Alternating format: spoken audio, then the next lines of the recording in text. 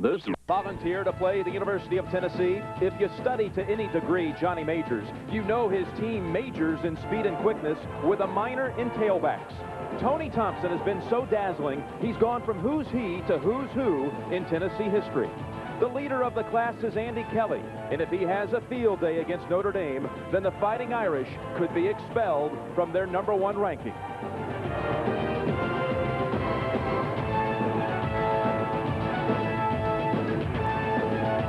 The Rocket is the dean of speed in college football, and many believe in a class by himself. His teacher, Lou Holtz, again has Notre Dame well schooled. The Fighting Irish are prepping for another national championship, but today they'll face their toughest test on the road to #1. It's Notre Dame and Tennessee coming up next.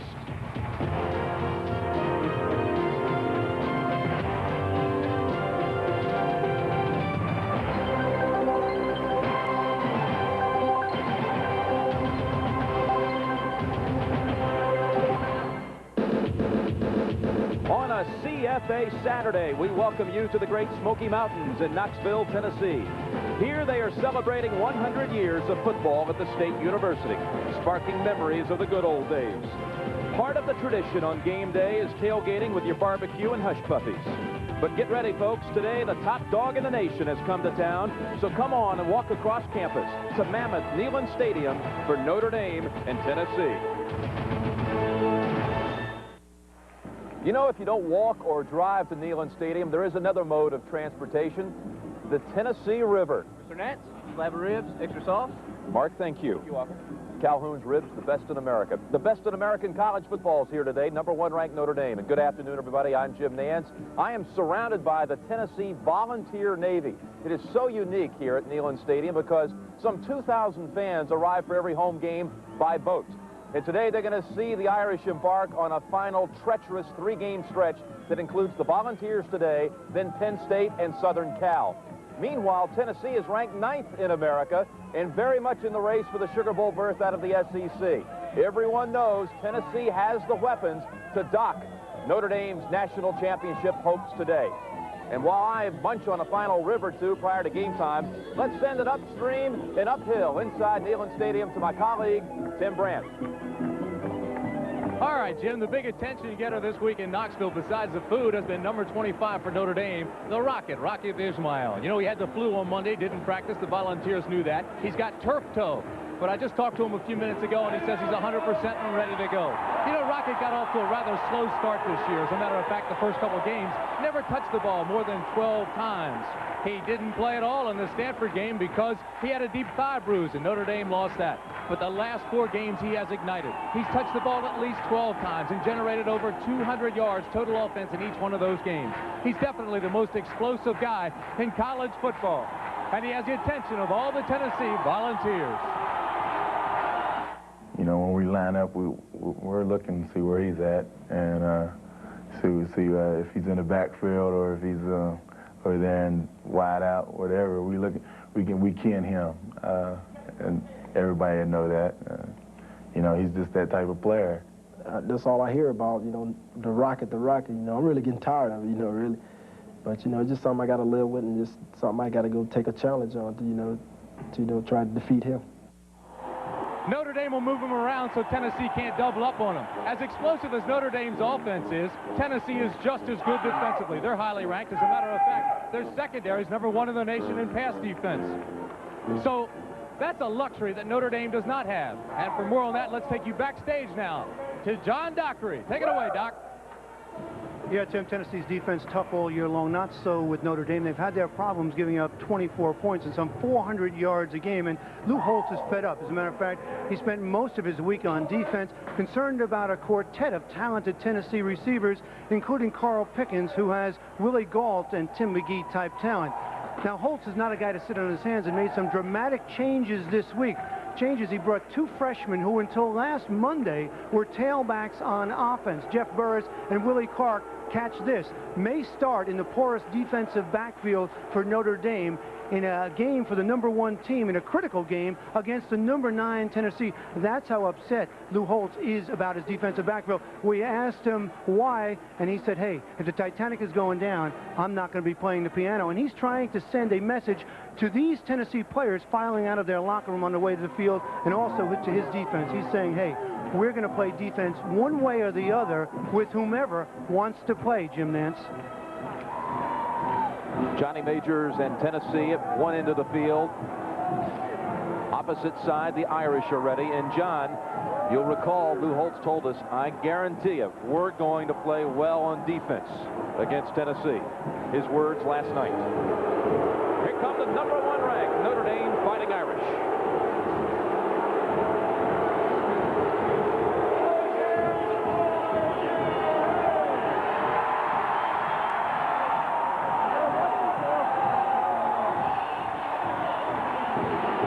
Of the Southland band on the field right now, forming the T, which the Tennessee Volunteers will enter the field.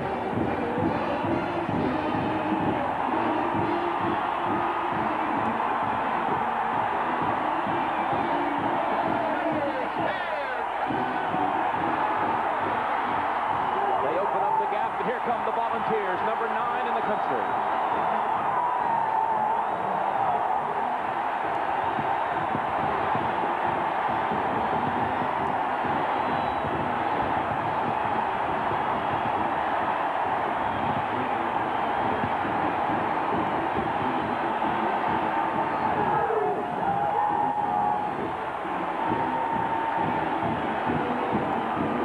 Tennessee has crossed the T.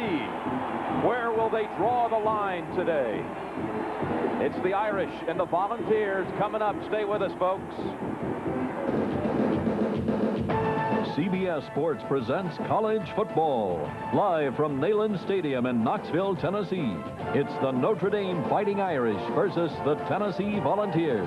Today's CFA game is sponsored by Today's Chevrolet, who invite you to see why more people are winning with the heartbeat of America. Hewlett Packard LaserJet printers, they'll get you noticed. And by Keystone and Keystone Light, bottled beer taste in a can. Wouldn't that be great? Play golf in it, but it's great November weather for a football game. The guys love it in this. Cloudy skies, 46 degrees, wind chill of 39. Been raining for the last day and a half, but it stopped early this morning. Now, Tennessee will be kicking right away to Notre Dame and the Rocket. They'll set the tone early. Will they kick to the Rocket? Joey Chapman handles the kickoff chores for the Volunteers, who won the toss and deferred, so the Irish receive.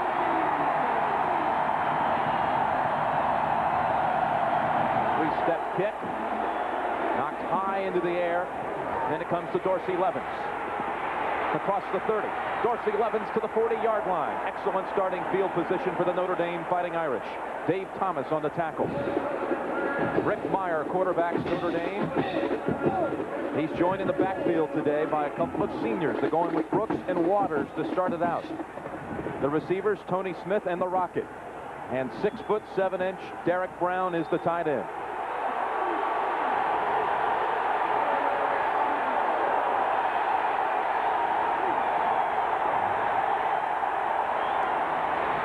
Ricky Waters for a gain of 7 and tackled by Ernest Fields.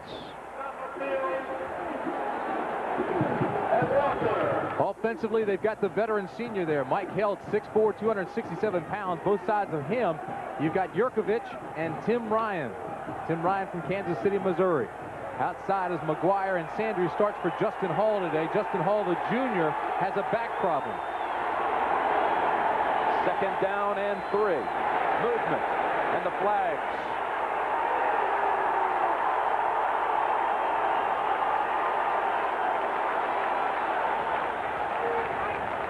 There's a marker on the plane. Have a dead ball foul. Offensive lineman moving into the neutral zone, 5-yard penalty. Notre Dame was hit with the flu bug this week. Rick Meyer had it. for about 24 hours. Here's the defense that Meyer and company faces today. Mark Moore and Kerry Bailey on the defensive line for the Volunteers. Chris Mims and Chuck Smith are defensive ends. Sean Walker is the middle linebacker. Hardy and Fields, the other backers. 2nd and 8 after the 5-yard step off. Waters. Knocked down by Ernest Fields and Chris Mims. Outstanding play by Fields, too, getting rid of the blocker and coming up outside and containing. This is the #1 ranked secondary in the country with Lincoln and Miley, the cornerbacks. The safeties inside, Carter and Fletcher. Carter may be about as good as you see in the country. Fletcher, he's not as fast as some of the linebackers, and he's going to be matched up in that safety position a lot of times today with Rocket, so we'll keep an eye on that matchup for you. Keep an eye on Dale Carter, number 18 out of the Tennessee secondary. 3rd down and 5. The Rocket to the near side. Rodney Culver's in the game. Meyer will keep and lose yardage.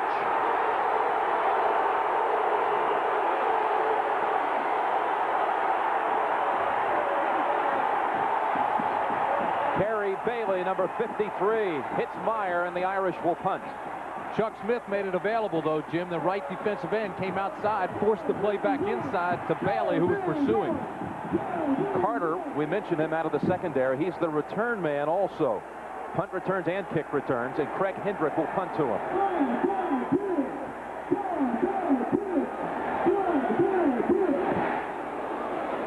Line punt. Carter from the 11. Near the 30, an excellent return. Kowalkowski on the special teams tackle after an 18-yard run back. Andy Kelly is the quarterback for Tennessee. He is joined by Roland Coles, the fullback, Tony Thompson, the diminutive tailback. Pickens and Harper will also see Anthony Morgan at receiver today for Tennessee. And Mark Adams will play tight end. They come out with 3 receivers right away. Vince Moore is the extra one. He's in motion. Play action. Man is open at the 35, racing up the sideline. It's Tony Thompson. And into Notre Dame territory.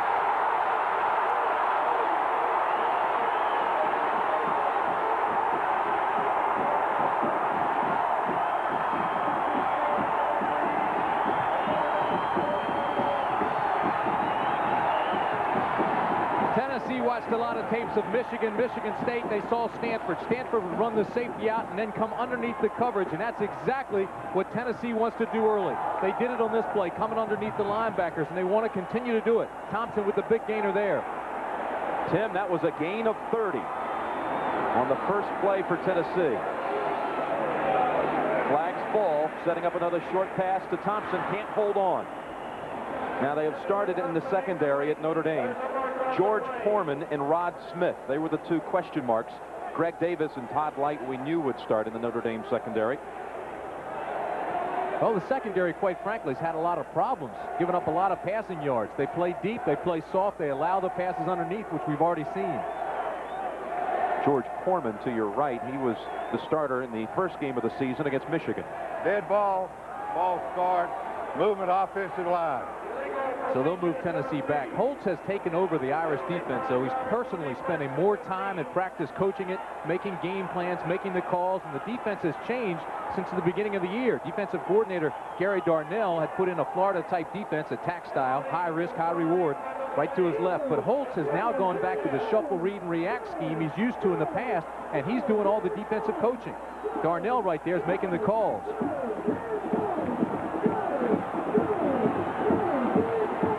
Second and 10 for Tennessee.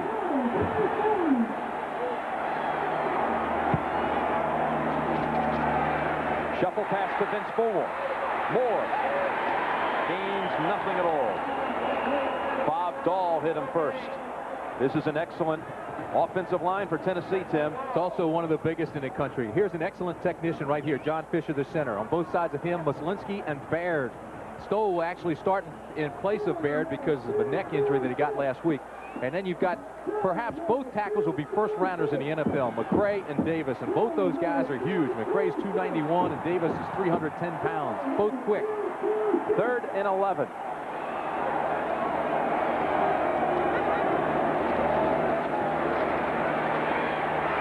To Pickens on the sideline, short of the first at the 34-yard line. Hit by Rod Smith.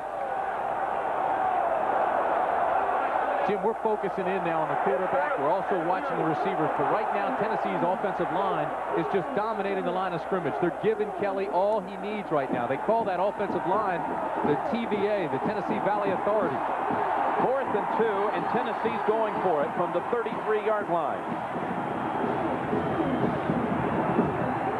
Will bypass a field goal attempt of 50 yards. Cole is the lone setback on 4th and 2. Quickly to Moore. Forward progress gives him the first down at the 29-yard line.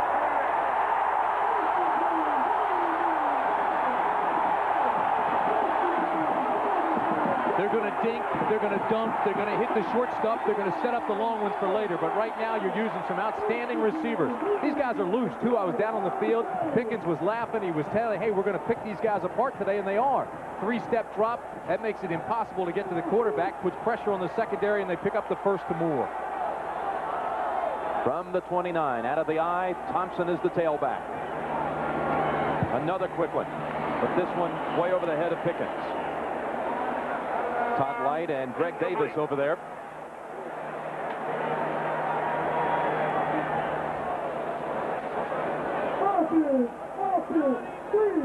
Looking at the dean of the SEC coaches, Johnny Majors, in his 14th season at Tennessee. His team has it 2nd and 10 from the Notre Dame 29.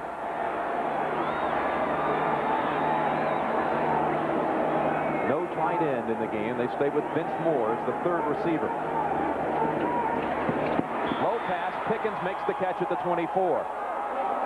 It'll be 3rd and about 5 as we set up the Notre Dame defense for you. Eric Jones starts in place of Zorich. However, we expect we may see Zorich later. Boo Williams and Bob Dahl on the Notre Dame defensive line. How about the linebackers, Tim?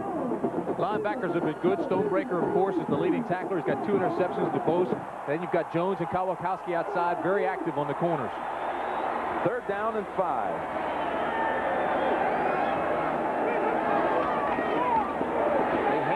To Thompson, and he is stuffed back at the 29 by Boo Williams. That was the first rush of the game for Tennessee, and they lose about 5. That's exactly right. They've thrown 8 passes. That's the first run. And for the first time, we see Williams come across and goes against the All-American Antone Davis, and Davis was slapping his thighs. He was very upset that he let Williams get that outside rush on him.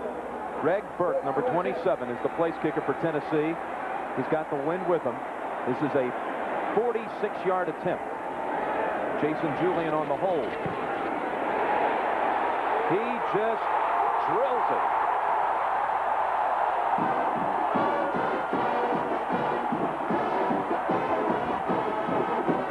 Tennessee nets a field goal on its first possession.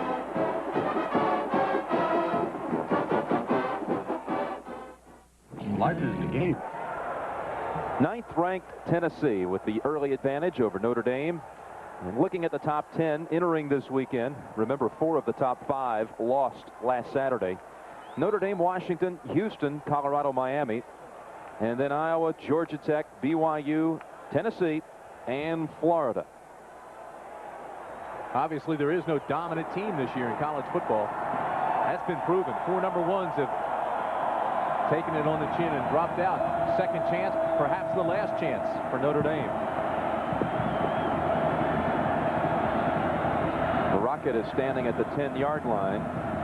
Chapman kicked it short the first time, and he does once more away from the Rocket to Dorsey Levens again.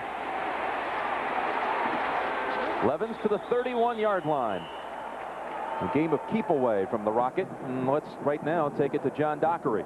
You know, Jim, if you look behind me on the bench, that's Chris Zorich trying to contain himself. I talked to the doctor before the game. He said Zorich could play and that time was not a factor. In other words, if he played today, it wouldn't make any difference if he played 3 weeks from now. The risk would not go up of him hurting himself. He has almost full strength in the leg, and I expect we might see him today talking to the doctor and talking to the coaches earlier. No question in my mind. Brooks to the 35-yard line. You saw Zorich just shaking. It looks like he's about ready to run out on the field regardless of who has the football. I thought it was interesting this week. Lou Holtz said it on Tuesday. He didn't even think that he'd be able to make the trip. On Wednesday, he said he'll make the trip, but he won't dress. Yesterday, he said, hey, he's going to dress, but the only way he'll get on that field is if he runs by me and I miss the tackle. Guarantee you he'll play today. When they need to be juiced emotionally and mentally, that's when he'll come in the ball game. 2nd down and 6. Culver, his first carry, and about 3 yards shy of the first. Rodney Culver is the leading rusher for Notre Dame. 580 yards on the season. Jim, you know, Notre Dame knows it has to match the strength of Tennessee's defensive front with strength of its own. But more importantly, when you play a defense as fast as the Vols, you angle block the other way of the pursuit. It's an easier block to make against the speed, and you attack the middle. 3rd and 3. Culver's the fullback. Brooks the tailback. They go to Brooks. Brooks is near the first down yardage at the 41. Hit first by Mark Moore. Okay, so they're using those angle blocks. The other thing that has to happen today is the Rocket has to touch the ball 20 to 25 times. So you've got to get the ball to Rocket Ismail as much as they possibly can. Here you are from the tailback spot. You can see the angle blocks moving to the left, and then he tries to get right back in off tackle. And that was a first down carry. Picked up the first for him. William Pollard's in as a receiver for the Irish. They take to Brooks. They're looking long. Culver out of the backfield at the 30. Rodney Culver breaks the tackle and finds the end zone. What a run.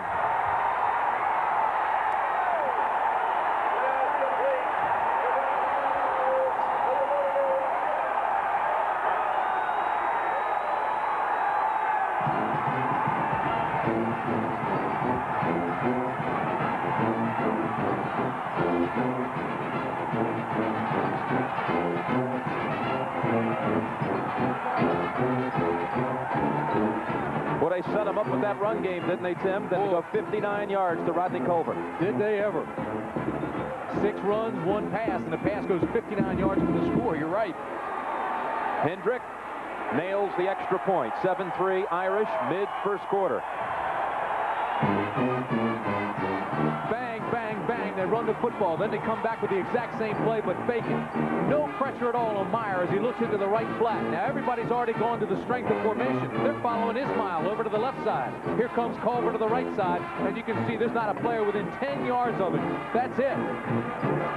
Gets away from Mark Fletcher.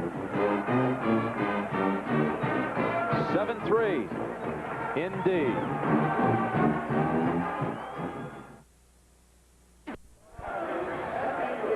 Neyland Stadium in Knoxville, right off the banks of the Tennessee River, and the sunshine is attempting to break through these thick clouds. Some 95,000 been waiting for the Irish to return. They last played here 11 years ago today.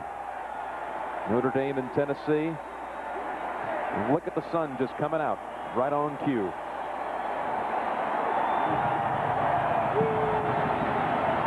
Touchdown pass by Rick Meyer was the longest pass of his career for Notre Dame, 59 yards.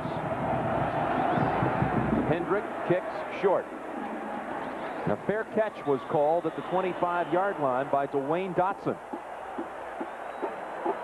Taking no chances. It'll be interesting, Jim, to see what Tennessee does offensively now. They came out in the first 8 plays. You see the penalty against the Irish. First 8 plays in the first possession for Tennessee were 7 passes, 1 run. Johnny Majors came into this game very concerned about his tailback position, and he should be. Reggie Cobb, of course, left. Chuck Webb took over, suffered a season-ending injury. McCroskey got hurt, and then last week they had another On the kickoff, offside kicking team. They only have Tony Thompson left, really. Free kick. They go through tailbacks as fast as the New York Yankees go through managers. Yeah, you're about right. Now they've got to move their fullback over there, and probably see Amsler back there at tailback a little bit today. This is what we talked about. Reggie Cobb, he leaves. Chuck Webb took over, suffered a season-ending injury. McCroskey re-injured his ankle and hamstring last week against Temple. Tavio Henson is also hurt in that game. Tony Thompson continues to carry the load. Tracy Smith is a converted defensive back, and he's been banged up. So they are really thin in that tailback slot, and that's why we came out and we saw 7 passes, 1 run in the first possession from Tennessee. Offsides against the kicking team. They'll re-tee it from the 30. Notre Dame may be kicking away from Dale Carter. He's run one back this year for a touchdown. Another short kick. Dotson has it at the 36. No fair catch this time. Stays low and gets to the 43-yard line. The Rocket was in on the tackle, by the way.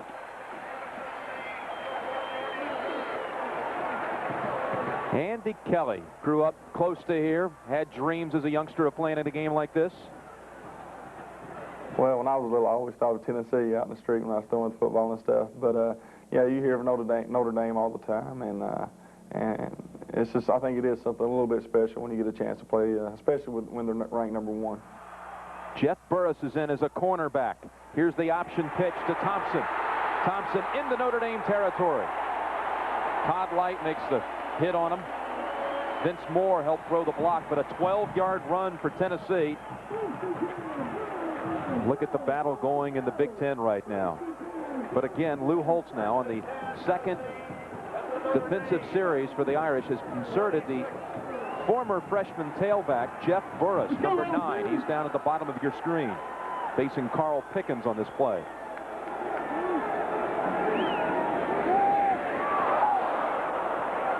Boy, I don't know where that was headed. Vince Moore was going across the middle.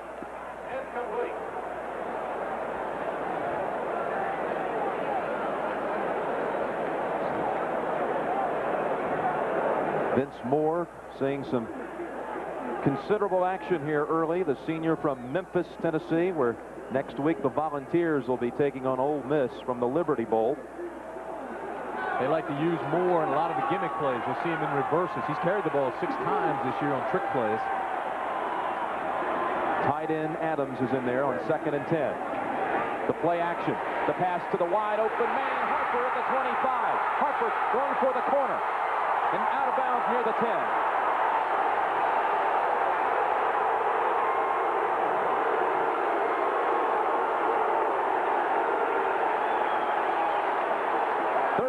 Yards for Tennessee. They'll spot it at the 12. A lot of teams have had success passing in the middle with crossing patterns against the Irish, running the safety out and throwing under.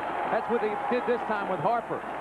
Look at him now. The crowd wanted a roughing penalty called on Light for this throw down here, and he could have very well gotten one. There is no flag, but they could have gotten one against Light.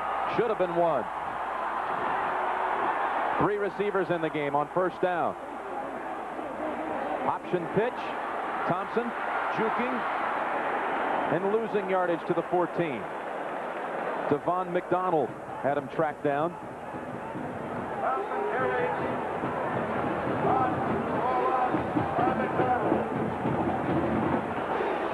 Watch these outside guys here now. These are the contained guys in any defense. Watch them come across. Here comes the option. They just keep that outside free, skate with the play, use the sideline, wait for pursuit to come back inside and close it down. Well played by McDonald on the outside. Greg Amsler is the lone back, 2nd and 12. Here he is, Amsler. Back to the original line of scrimmage, setting up 3rd and 10. Bob Dahl on the tackle.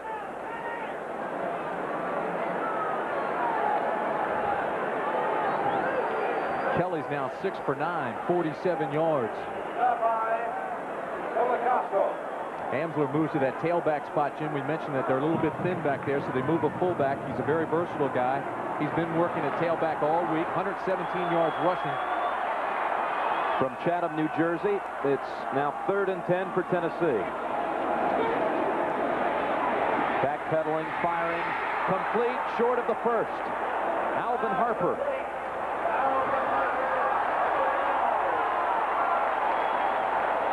Fourth and a long 2 for Tennessee from just inside of the 5.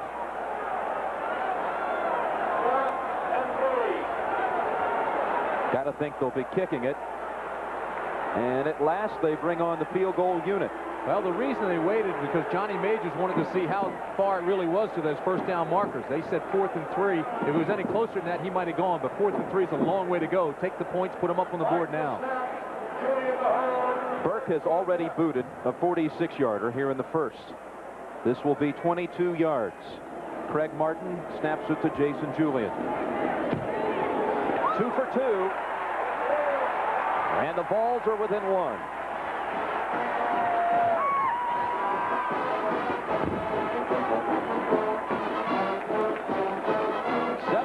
Irish here in the first.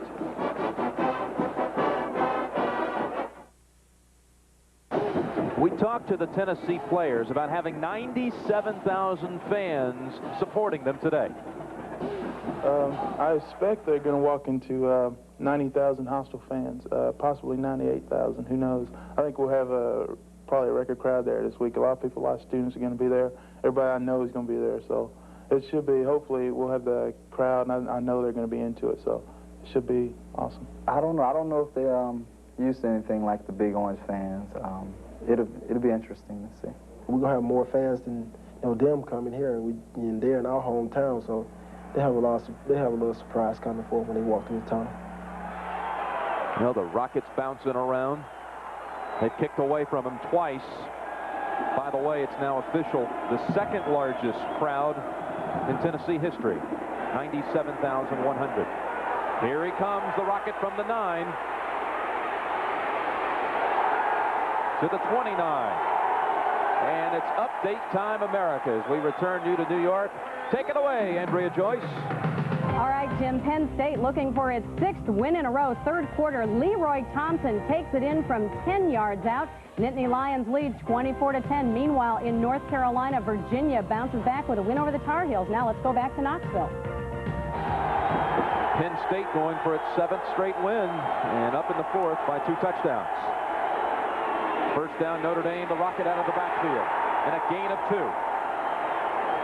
You mentioned Penn State going after that 7th straight win. That's 30 in a row over Maryland if they hold off and win that. Maryland tied them last year, but Maryland hadn't beaten Penn State since the 60s when Dick Shiner was the quarterback.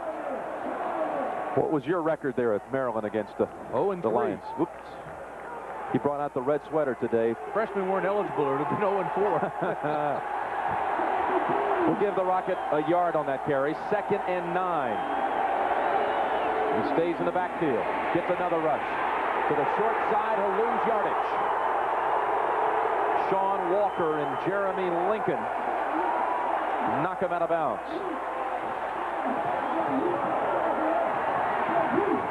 Lincoln is 5'11", 181 pounds. Rated the #1 defensive player coming out of high school 3 years ago. He was recruited heavily by Notre Dame. One of the few Tennessee players that was recruited by Notre Dame. Not big, but he's fast. He's intelligent. He can read extremely well. No false step. Came up that time and stuffed Rocket. No one in the backfield. 5 receivers for Notre Dame.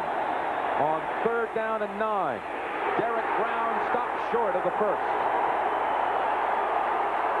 Perry Bailey high-fiving it to the sidelines. He should high-five it. A little new wrinkle by Notre Dame. No backs in the backfield. New wrinkle by Tennessee. They take Bailey, the defensive tackle. He comes back and plays in the linebacker spot and makes the tackle. Dangerous return man. Carter waits for Hendrick. See the bandage on his left hand? Ligament damage in his thumb. He's had some trouble holding on to the snaps during practice. The punt hits at the 35 and is down there by Tom Carter. And let's go down to our man, John Dockery. You know, Jim, we've been talking about the hostile environment. And remember 2 years ago when Notre Dame lost in the Orange Bowl? I think it was environment that helped to lose that game. Well, here, the feeling is the stands go straight up. It's almost a feeling of being engulfed, like being in the bottom of a well for the Irish players and kind of looking out. That's the feeling, an oppressive feeling for the Irish here at Neyland Stadium. Back to you. First down, Tennessee from its 35. 2 possessions, 2 field goals thus far. Wide open, Harper. And a gain of about 3 yards is all. Dubose on the tackle. The Notre Dame secondary at the moment includes number 9, Jeff Burris. We mentioned he was in on that last series. He's a freshman from Rock Hill, South Carolina, and he's been a tailback until Monday. Monday he was returned. And there's Zorich, his first appearance of the afternoon. He's got that dislocated kneecap. Second down, 7. Look out. Incomplete, it falls as Stonebreaker collides right away with Thompson.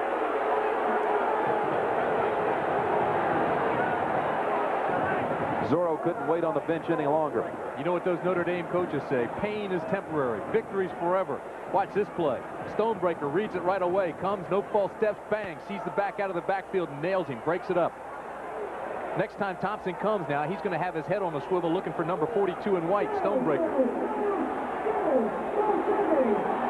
Willie Clark is in there now as a safety for Notre Dame. He's another converted running back as of Monday. 3rd and 7. Across the middle, Pickens. Cutting back. Lost yardage on the cutback, but still gets the first down at the 47 of Tennessee.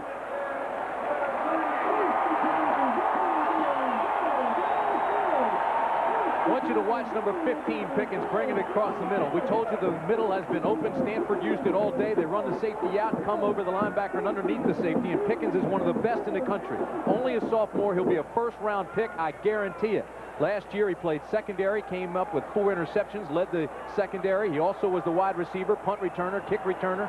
He was the Rocket of Tennessee. First down run by Poles straight ahead into Notre Dame territory at the 48. Pickens was the defensive MVP of the Cotton Bowl. Last 4 games, he picks off 4 passes in that secondary. Now what happens is they get Carter out of a junior college. Carter comes in and plays that same spot for Tennessee. So now Pickens can just concentrate on offense. And they say instead of relying on his speed, his natural talent, he's honing in on the little technical things, and he's improved as a wide receiver. To the near side is Pickens on 2nd and 6. They fake to Thompson. Zorich chasing after Kelly, who just spikes it incomplete.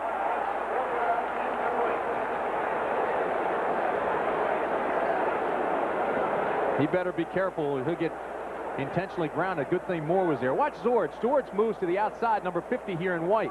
He's obviously slowed. He's not the same Zorich that you're going to see normally because it's banged up. And here they roll up. He's got that dislocated kneecap. That's now 15 passes and only 5 runs for Tennessee. Tell you what about Zorich, though, when he's healthy, he's the whole package. There's not a better nose guard in the entire country. Speedster Anthony Morgan to the far side on 3rd and 6. Kelly sidearms it incomplete, intended for Pickens. Rod Smith was right with him. Look at number 50 right there in the middle of the screen. You see him? That's Zorich. He's starting to limp a little bit. He's starting to feel that knee. The adrenaline's starting to wear down now that he's been in some action and had some contact, and it's starting to bother him a little bit. Here he is again. Watch him. Makes contact. Now, if he gets outside, he can do some damage there to Kelly, but he couldn't get out quick enough.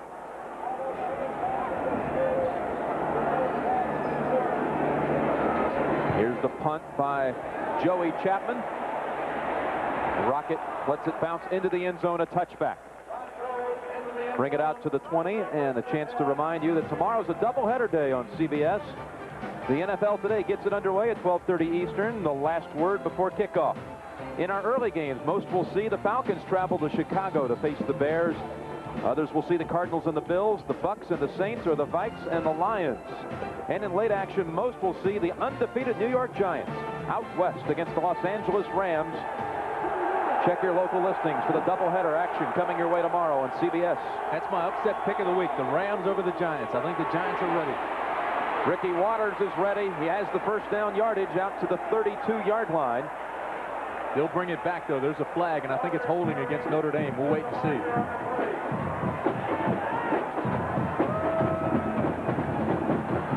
interesting choices Lou Holtz has at tailback. He has started 3 different players this year: Waters, Brooks, and Dorsey Levens at that position. And then, of course, he can bring the Rocket over and play that spot as well. Johnny Majors was funny talking about that the other day. Majors says they've got all these parade All-Americans, guys that they just selected Notre Dame. You don't recruit there, you select. Holding, offensive line, 10-yard penalty. Majors says here we are at Tennessee. We're so thin at tailback, we're playing defensive players, and we're running out of them.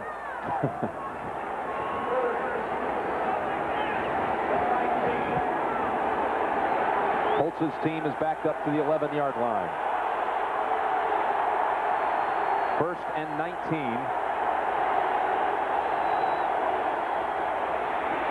Ricky Waters with a big hole out across the 30 to the 34-yard line. That's a first down for Notre Dame on a 23-yard run. He's a co-captain on offense with Mike Helt. And Mike Helt helped his fellow captain on this play with a block straight ahead. Look at the center. See Helt? He just used that angle block. They trap a little bit. They bring him up the middle. One thing about Notre Dame, they'll finesse you. They'll use a lot of different formations to hide the same basic, simple plays, but they execute extremely well. 1st and 10, Rodney Culver. Another hole. He lands right on the UT mark, the 50-yard line, after a 15-yard gain.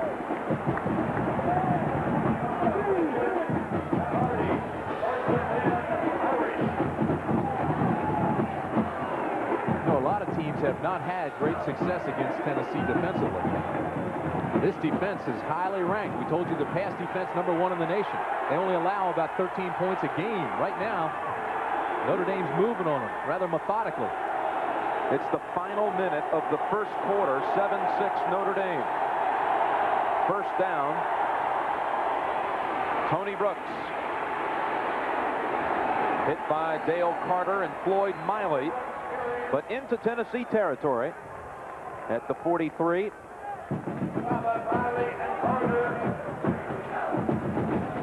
Well, the reason for that statistic is obvious. Tennessee's been throwing the ball.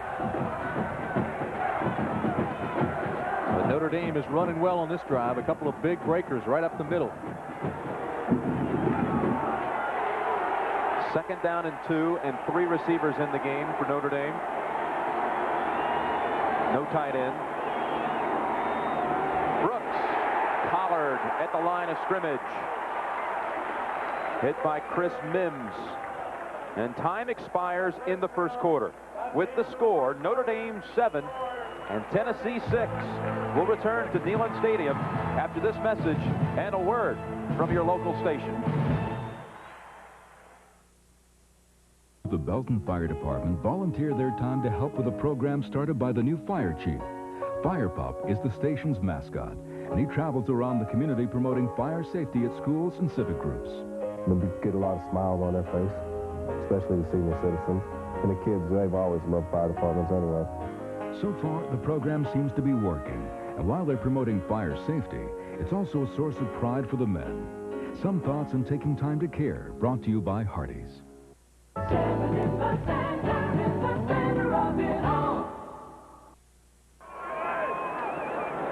Well, that's the first blue sky we've seen in Knoxville in a couple of days. The rain was coming down so hard, just a deluge. In fact, the Tennessee officials were deluged with ticket requests. They could have filled this thing a couple of times over. They came up now just 250 spectators shy of the all-time record, but it's over 97,000.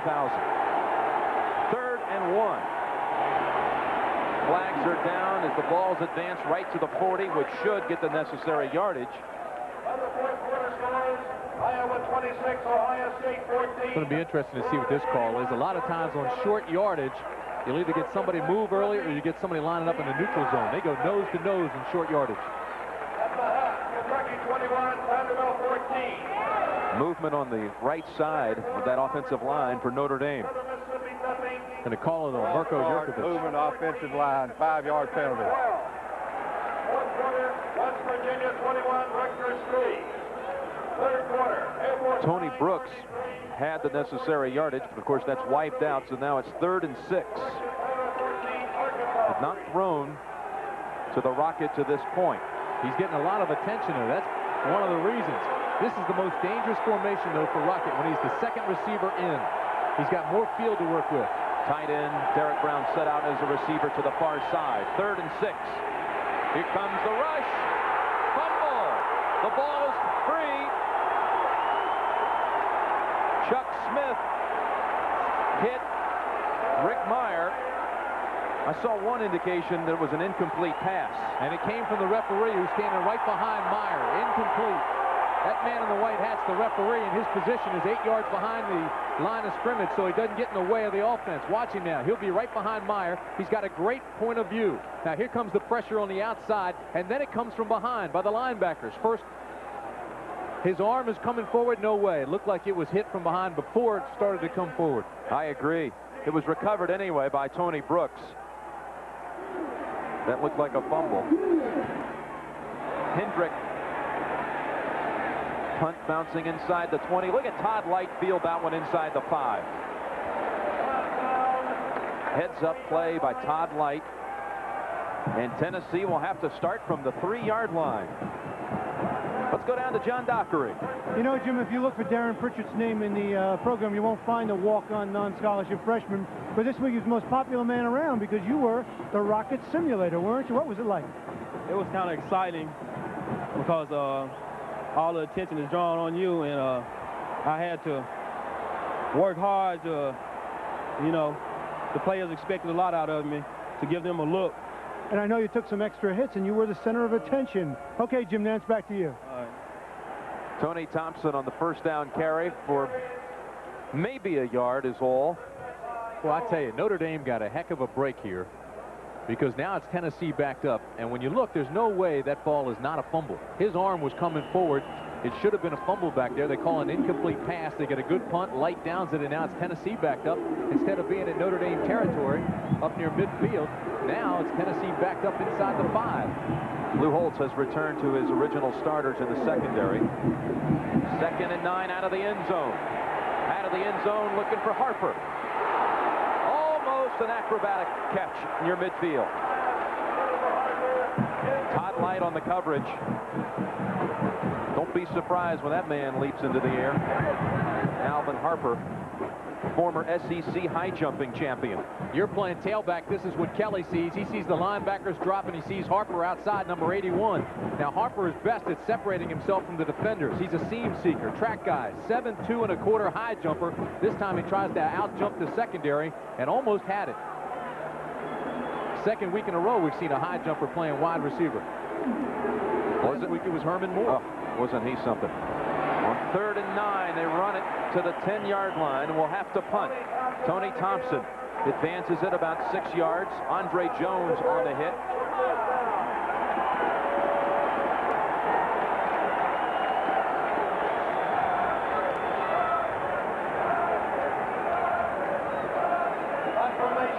Freshman Joey Chapman from the middle of the end zone. Craig Martin snaps it to him.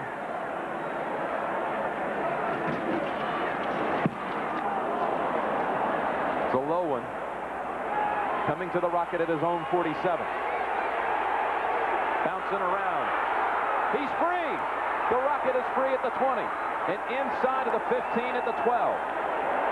There is, however, a flag down back at the 44-yard line. And it's going to be against Notre Dame for blocking in the back. You know, there's 3 ways to kick to that guy right there. You kick away from him, which they've done early. You kick a blooper high and let your coverage team run under it. Or you can squib it and disrupt the timing of the return team. Now, Tennessee tried all 3 of those last week against Temple. The squib didn't work so well, but they did kick bloopers very well. But this time, because they're backed up, they had to kick it right to Rocket, and there's the block in the back. On number 33, into the Tennessee number 33 player. That's a good call. Lou Holtz didn't like it, but it was an illegal block.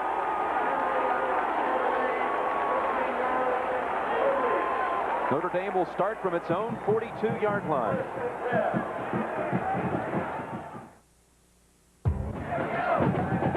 It's 7-6, #1 Notre Dame leading by 1. The touchdown, a 59-yard pass from Rick Meyer to Rodney Culver, and 2 field goals by Burke of Tennessee.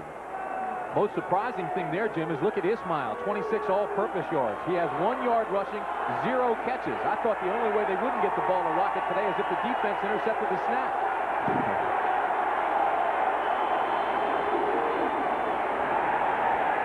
Look at the fake by Meyer. Almost caught by Tony Smith. It's update time. Let's check in back in New York. Take it away, Andrea. All right, Jim, #4 Colorado back in the national championship race. First quarter, Darian Hagan, a 9-yard touchdown pass to George Hemingway, puts the Buffs on top in the first. Let's go back to Knoxville.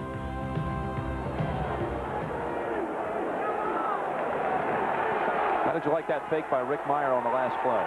I liked it. It was should have been a completed pass. It was right there. All he had to do was look it in. Defender just took his eyes off of it for a second. Disrupted the receiver. 2nd and 10. Ricky Waters in the free to the 40 of Tennessee. A 19-yard run, and they are getting some wide gaps right up the middle. Watch the block by Sandry. Sandry's number 53. Second man in, left of the screen. Right here. This is Sandry. Watch the block he throws now. They'll angle block. They'll drive people out. And here it comes. Boom. Waters right up the middle. Same thing they've been running. Angle block under the pursuit.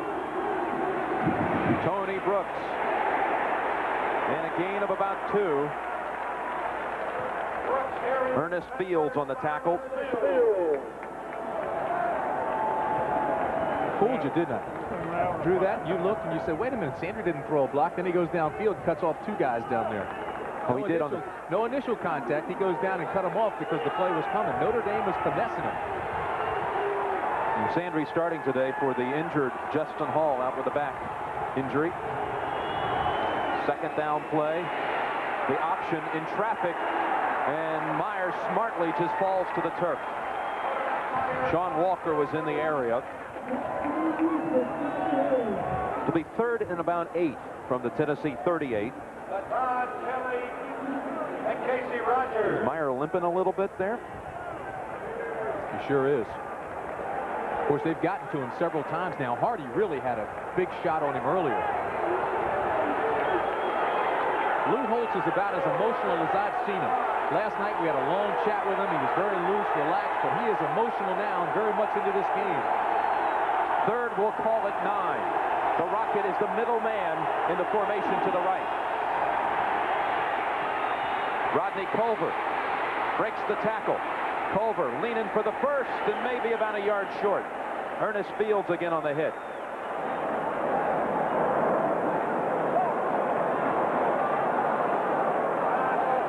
It will be about 4th and 1. Notre Dame's going to go for it. This is almost the middle screen. You know where Notre Dame got this play? They got it from the University of Miami. They aren't playing Miami anymore. They aren't on the schedule. They like this play. They called, they talked, they saw how it's set up, and now they're running the screen, the middle screen that Miami had. 4th and about 2, a very short 2. Brooks just across the 30-yard line. And that's about the first down yardage.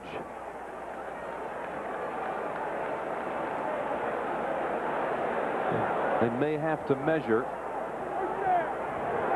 Nope, they're going to go ahead and peek across the sideline. It's a first down for Notre Dame. This is where the Irish are most dangerous. Now they're in the red zone. They're inside the 30.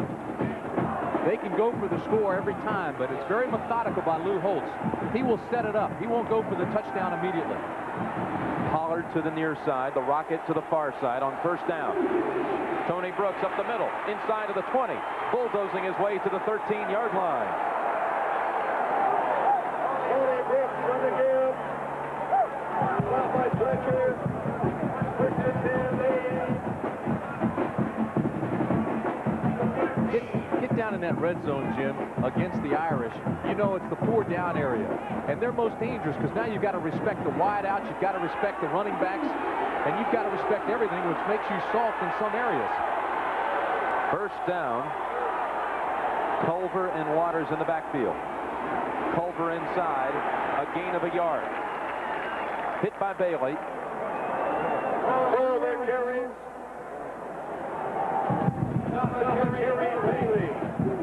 Look at Lou Holtz. He's got the offensive headphones on now. Then he'll take those off and put the defensive headphones on. His nose is running. He's got his heavy jacket on. He's walking the sidelines. He's really into this game mentally.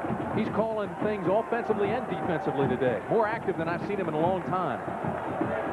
Virginia bounces back with a win today, but how about Georgia Tech tied in the fourth with Virginia Tech? 3-3. Andrea and Mike will update you at halftime. The Rocket on the run to the 10-yard line. Sets up third and about 7.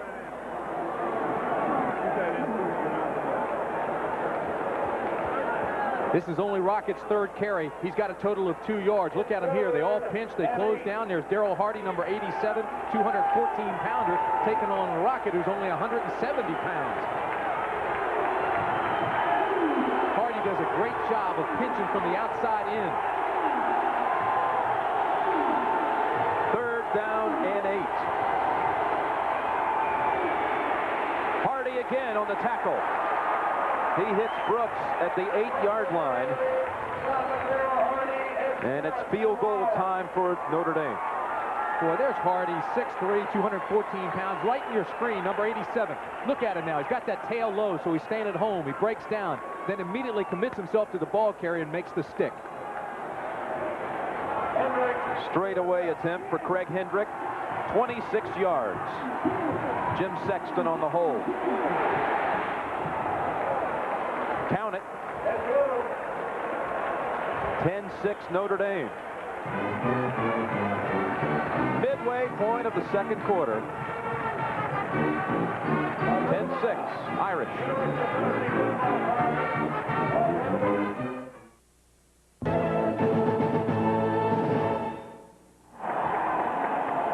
Scott Kowalkowski has played in more games than any player on the Notre Dame roster. He was part of the championship team 2 years ago, and as a senior, he wants one more ring. It's our year, you know, our last year, and we have an opportunity now. We've been put back in the #1 spot here. We have an opportunity to do something with it, and you know, I think he senses that, you know, that we don't want to let it slip through our fingers again. Like you know, earlier in the year, you know, we've had the opportunity to get back, and you know, I think the senior defense, senior players on the defense especially, have felt a great obligation to one another and to our teammates as well to get this thing back in the right direction. Lou Holtz certainly challenged him. Said it's your season, second chance to be #1. He also showed the team an article from a Tennessee newspaper this week that called Notre Dame a holy school with a holy defense. A lot of holes in it, and Notre Dame doesn't like that. Deep kick. Carter from the goal line. Watch him run. Flag is down as Carter runs it back 39 yards. But it'll be coming back. I hope Jerome Bettis, number 6 for Notre Dame, as a law student, because he just pleaded his case to the official and he won. He jumped right up and said, hey, I was clipped, the flag flew, and here comes Notre Dame just moving right back.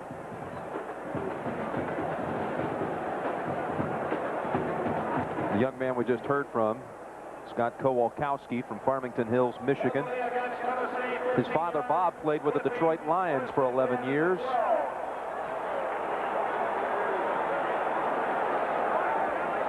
Talk about second chances. Notre Dame lost to Stanford on October the 6th and was back on top in the ratings 4 weeks later. Thompson hit by Stonebreaker at the 14-yard line. You know, Zorich almost looked healthy on that play. They doubled him up. He went down, did a little roll spin, and Thompson actually had to jump right over top of him. Watch number 50 right here. That's Zorich. Watch, he's double teamed, rolls out of it. Watch, gets to the ground there. Here comes Thompson, and Thompson jumps over him. Boom, he's out of his rhythm right now and lets Stonebreaker Phil make the tackle.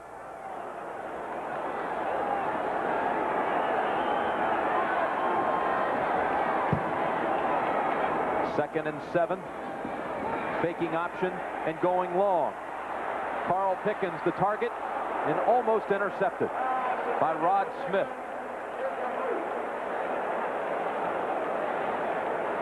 Pickens did a great job as a defensive back. Now watch this. Pickens in the orange right here, number 15. He's the receiver. But watch, now he's a defensive back because he knows he's shielded out by the body of Smith. Goes over his shoulder and knocks it down. That is a terrific play. Here it is again. He knows he's lost his leverage. He knows now the white jerseys have the advantage, so he becomes the defensive back and knocks it away. Pickens saved the pick that time. When you add the Cotton Bowl, he had 5 interceptions in the last 5 games last year, Pickens, but now playing exclusively on offense. 3rd and 7. Inside again, they pitch it to Moore. Devon McDonald finally makes the hit at the 17-yard line.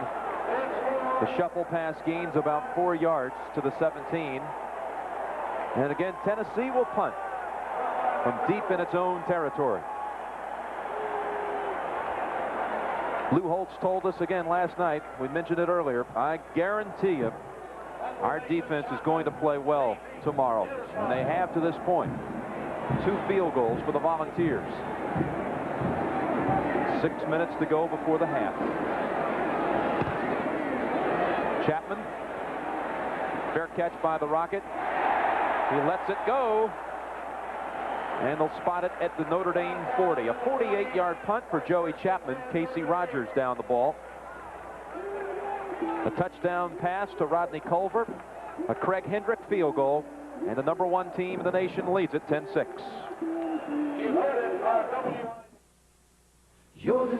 Our troops may be in the Persian Gulf, but none of the 95,000 people here at Neyland Stadium, nor has college football forgotten those troops over there. That yellow ribbon on the goalpost, a reminder. Also, interesting, many of the colleges across the country are sending videotapes over to the Persian Gulf so the troops don't miss these fine college football games. Back to you guys, Tim. All right, John Dockery on the sidelines. Jim Nance and Tim Brand in the booth. First down for the Irish. Running it with Ricky Waters. And a gain of about 4. Fields on the tackle. You know, Jim, the Rocket is not in this ball game. This is a rare mistake by Rocket right here. He's at midfield. One of the 4 don'ts of the kicking game. Never let the ball hit the ground. He loses at least 10 yards by letting it hit. Don't be off sides. Don't rough the kicker. Don't let the ball hit the ground and don't clip. He's not in this ball game. He's only run the ball 3 times for 1 yard. Hadn't caught a pass yet. That's a rare mistake by the Rocket. He's in a slot to the left on 2nd and 7. Meyer going to Waters, bouncing around, and almost intercepted.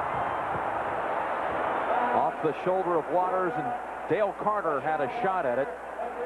Are you ready for another upset, folks? Tell us about it, Andrea. We got one for you, Jim. Iowa fans thought they were smelling the roses, but Ohio State put a damper on that with 7 seconds left in the game. Greg Fry connects with Bobby Olive for the touchdown, and the Buckeyes pull off the upset. But if Iowa beats Purdue in Minnesota, they still go to the Rose Bowl. Back to you, Jim.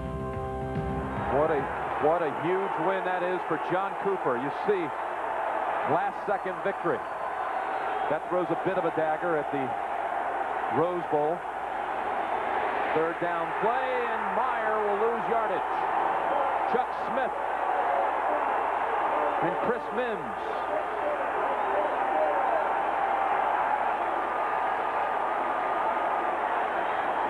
Also in the Big Ten today, Michigan over Illinois.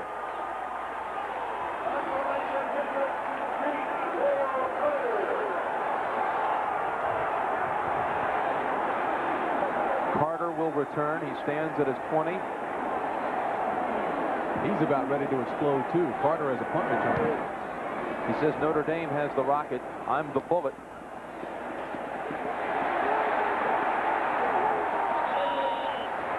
Spotted at the 28, the 32-yard punt.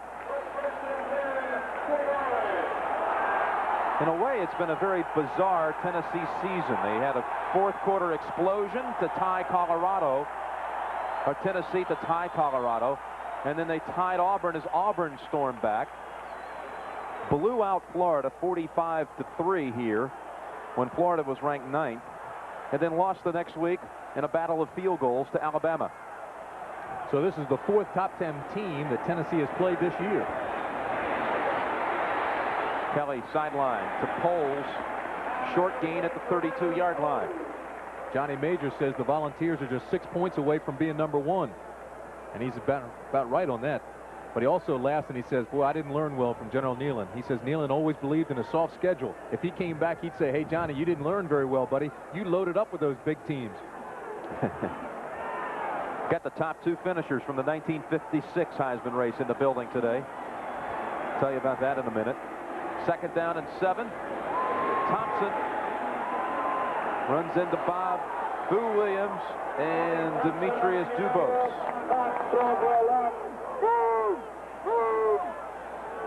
Look at George Williams, top of the screen, number 69. Look at him work. Uses a bull rush and then sneaks by and makes the tackle. Boy, once he gets back there, there's no contest. Thompson's only 181. Williams is 298 pounds, and he's like a dancing bear back there. He's got those quick feet. 3rd and 10.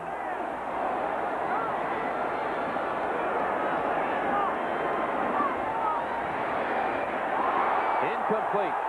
Andre Jones now called for interference. He had a collision with Alvin Harper when the ball arrived. They'll say it was early. Lou Holtz doesn't agree with the call.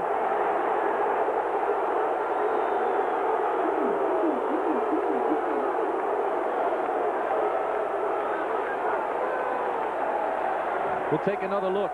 Top of the screen. You want to watch number 7. Here he comes now. The linebacker moves up. There's no question it's interference. Gets there before the ball. Andre Jones is a good one. He's from Hydesville, Maryland. Very intelligent individual. Speaks 4 languages: Spanish, English, Russian, Japanese. He is an outstanding outside guy. Just mistimed that pass. It was pass interference. 1st down, Tennessee. Tony Thompson. 1st down at the 49-yard line. Tackled by Todd Light.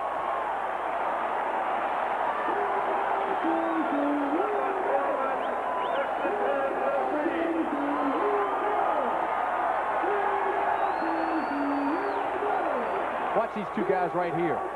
That's McCray and Mislinski. 50's Mislinski gets a good block. Look at McCray. Just rides the defender out. And then Thompson comes up underneath of him. Mislinski's 281. McCray's 291. Both are outstanding offensive linemen. Here he comes again. Thompson, this time only for a yard, as Eric Jones trips him. Ball's right at the 50 with just under 3 minutes to go in the 2nd quarter. Notre Dame leads Tennessee 10-6. That'll show you how the game plans were set up. Notre Dame wants to run. Tennessee pass.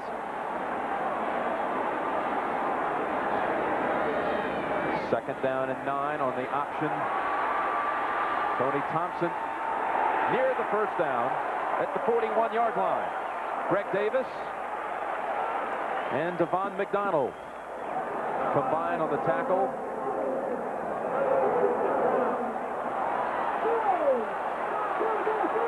Going to call for a measurement. We were talking about that 1956 Heisman finish. Paul Hornung of Notre Dame won it, although the Irish that year were 2-8. Hornung won it, and Johnny Majors of Tennessee was 2nd. See the 1st down. Hey, it's no surprise that a Notre Dame guy wins the Heisman. They've won 7 of them. Those guys use them as paperweights in South Bend. How about the All-America backfield in 56? It's impressive, isn't it? Telling you. Johnny Majors in Tennessee that year, 10-0. Now the question, Jim, which one has the best golf game out of all those guys? John Brody. Majors isn't far off. Brody's, of course, playing competitively. Flags down. We'll stop play. There's a marker on the play. offensive line, 5-yard penalty.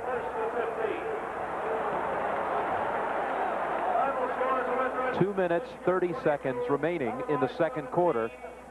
Tennessee trying to drive and take the lead. 10-6 Irish.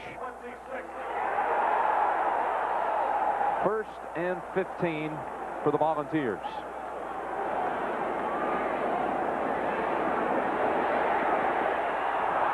Over the head of Vince Moore. That was a pass really right between two Tennessee players who were spread out. And you know what? Moore is upset and Holtz is upset. Moore is upset because he was overthrown and he knows he was open. Holtz is upset because somehow the defense got a little out of sync there, and there was a hole there. There was nobody within 10 yards of Vince Moore. Well, that often discussed secondary for Notre Dame. They're staying with Todd Light and Rod Smith on the corners, George Foreman and Greg Davis the safeties. 2nd and 15.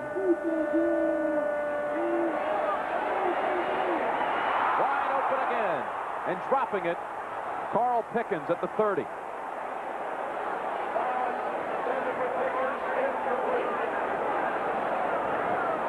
You don't see this very often. Pickens is about as good as you can come. 26 receptions. He's the leading receiver, but he fights this one. Look, doesn't look it in. He didn't let his hands become soft on that. This is a great receiving tradition here at Tennessee. Wide receivers, many still in the NFL. Galt, Tim McGee, Anthony Miller, Hancock, Stanley Morgan, just the list goes on. 5 receivers from Tennessee drafted in the 1st round during the 80s. 3rd and 15. Great protection, but here comes the flag. Eric Jones helped take Kelly out of bounds, but a flag back at the 50-yard line.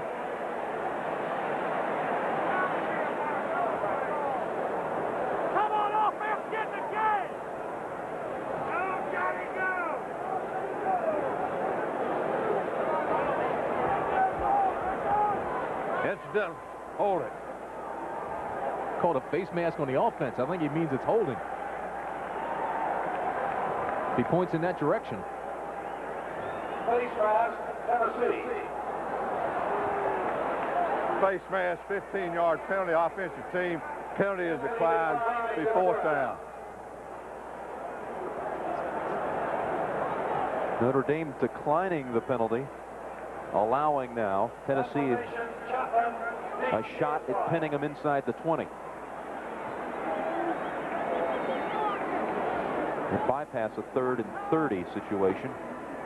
Had they taken the penalty, Chapman's punt going for the corner. No, won't make it. Touchback. Bring it out to the 20.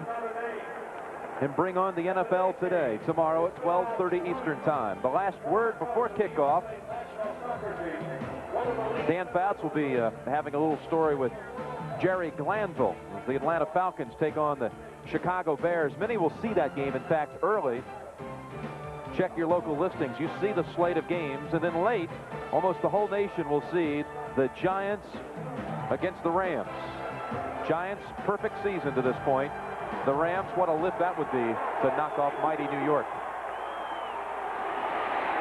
Ricky Waters back to the line of scrimmage, maybe a loss of a yard. Darrell Hardy on the tackle, and Georgia Tech gets a late field goal to win that game. Scott Sisson delivered the difference last week, and he must have done it again today. So Georgia Tech stays unbeaten. Meanwhile here, 1:38 remaining in the half, and a reminder that Notre Dame, Jim, still has all 3 of its timeouts. Letting the clock run. 2nd and 11.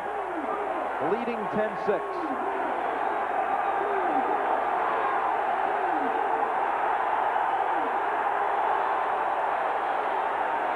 Tony Brooks to the 21-yard line.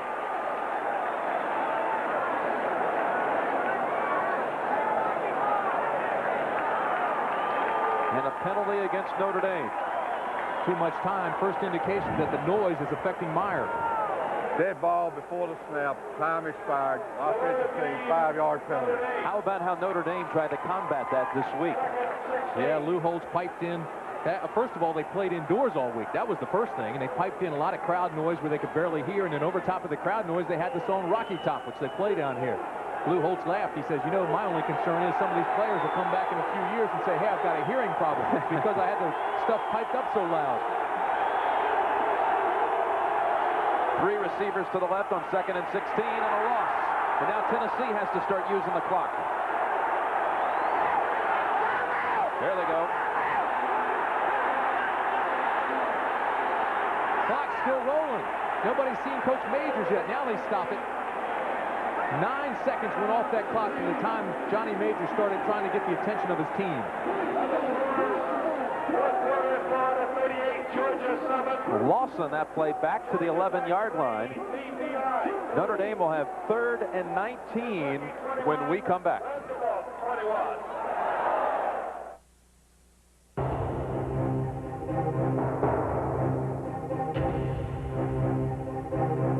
At the conclusion of the game, we'll be selecting a Chevrolet Most Valuable Player of the Game from each team. And, of course, Chevrolet donates $1,000 to the General Scholarship Fund of each school. We knock him out. It's out of bounds. An incompleted pass. Otherwise, we didn't stop the clock. Stop the pass. Stop the clock. Wants to make sure that they don't waste any time on this next play. 3rd and 19. They want to try to stop the clock, get the football back, make Notre Dame punt from deep in its own territory. Rodney Colbert. Now they'll follow the coach's orders and call for the timeout immediately with 44 seconds remaining. 1 timeout left for Tennessee. Should have a crack at it right before the half. Today. No. I'm talking about if he's inside. Yeah, if he's inside. Okay, go get it. All right, hey, let's get in there and get this son of a bitch, man. Let's go make something happen. Hey, go get it. Go get it. Live television translation means, hey, let's really go get them now and try to get some points on the board. Let's go get them, guys. Kind of hard to edit those live mics. Hey, it happens. That's real life. Craig Hendrick standing at his 3-yard line. Lance Johnson will snap it to him. 44 seconds before the intermission.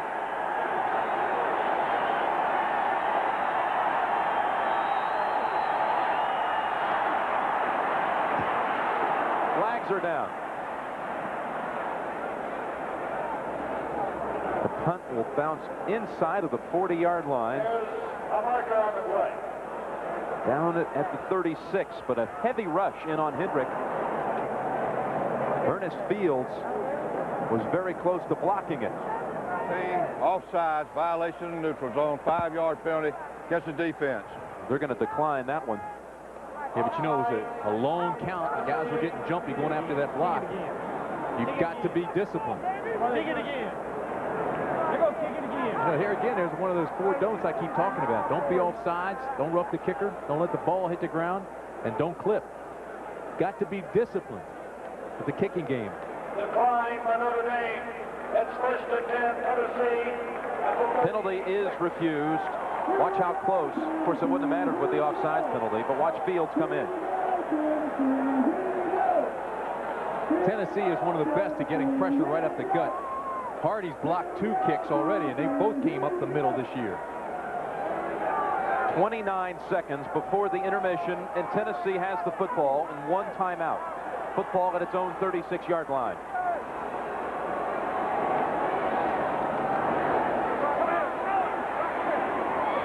Short one to Mark Adams. That doesn't help him much.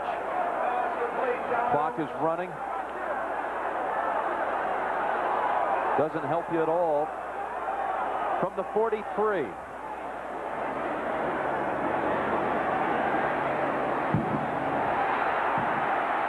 Pickens gets out of bounds with 5 seconds remaining. All right, they're still not in field goal range. You only have 4 seconds remaining in the half, so now you got to go up top again.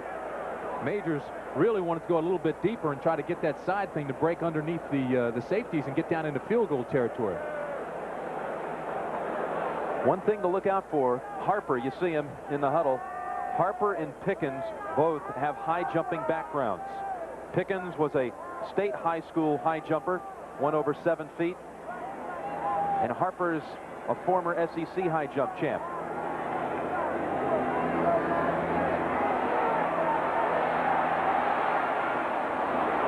Well, the short pass won't help him either. Andre Jones on the tackle as the half expires.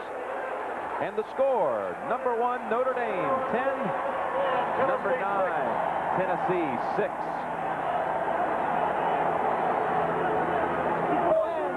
Right now, let's take you to Andrea Joyce in our New York studio.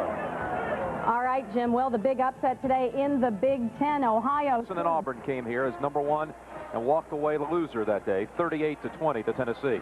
Back after this message and a word from your local station.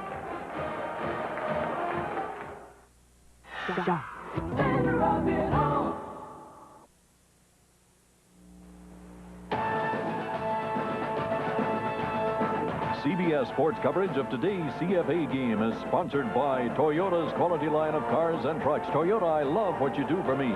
Minolta, when you can't get to the picture, Minolta Freedom Zoom brings the picture to you. And by Budweiser, the king of beers. Remember, know when to say when.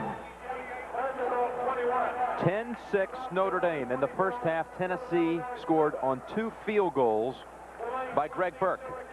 And our John Dockery spoke with Johnny Majors about his team's troubles on offense.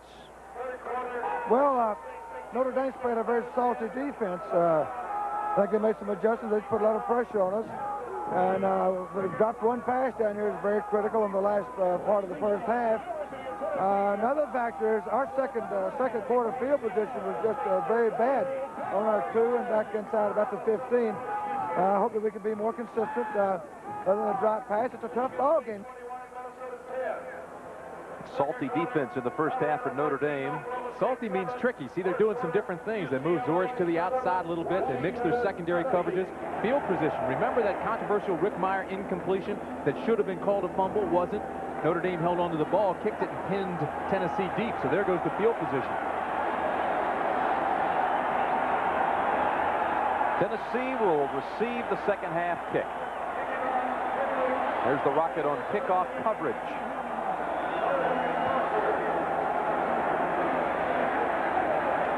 Carter from the 3.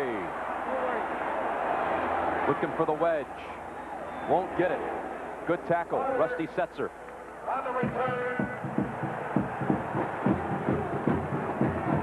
People are waiting for the Rocket to explode in the first half. 3 carries for a yard. He did not have a pass thrown in his direction, and return yards 25. But remember, he's done tremendous damage in the 4th quarter this year. Only 4 yards total offense separate the 2 teams in the first half. They used different means. Notre Dame ran it. Tennessee passed it.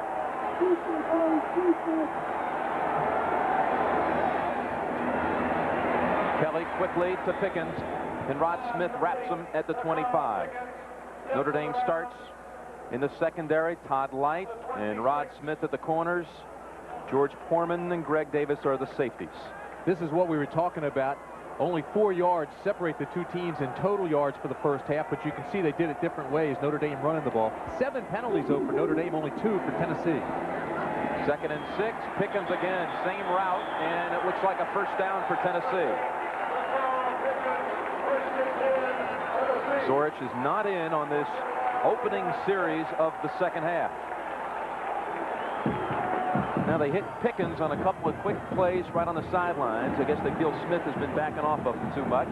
Well, they could be setting something up, too, to send Pickens deep. Kelly now 17 for 28, so he's hitting his passes. Fakes it again. Now lofts it high for Pickens. There was contact, and there's the flag. Rod Smith saying, wait, what did I do?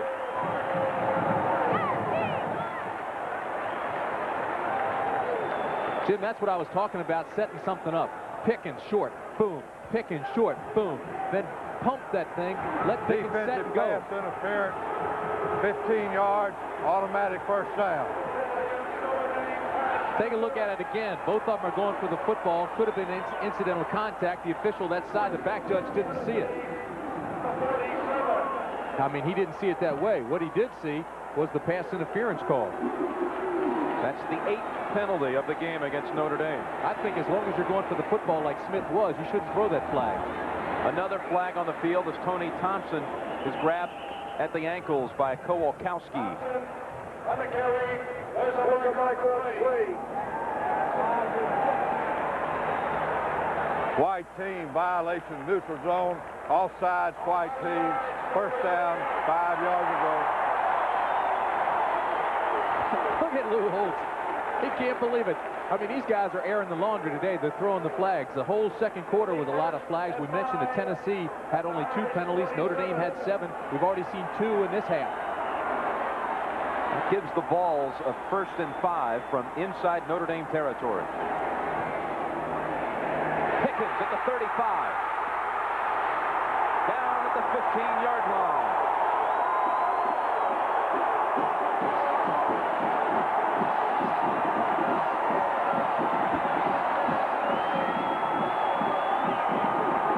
Pickens is having an exceptional year. He has an unbelievable ability to run to the football. Here he splits the seam. The last 3 or 4 weeks he's been playing offense only. More mentally honed in, doing the little things instead of relying on sheer speed. Fastest receiver, not necessarily the best hands. Roland Poles to the 10. After a 33-yard pass play. No huddle for Tennessee. They've come right back to the line of scrimmage. They want to control the tempo. They don't want Notre Dame to set. They talked about those defenses. They don't want them to have an opportunity to change. Pickens at the bottom of the screen. Burris working on him. It's going to be an interesting matchup to watch. Jeff Burris. What they want to do, Jim, is go to the alley-oop. You mentioned that he's a high jumper, 7'1 1/4, SEC title. Now you come, put him in the corner, work against the guy, throw the alley-oop, and let him go. You see it here. Jeff Burris is 6'1". Pickens is 6'2", but a high jumper. Put it up, alley-oop, let him go. Burris has been practicing since Monday. He's a converted tailback. 3rd and 5. Cross him up with the run. Thompson has the first down. And the touchdown, Tennessee.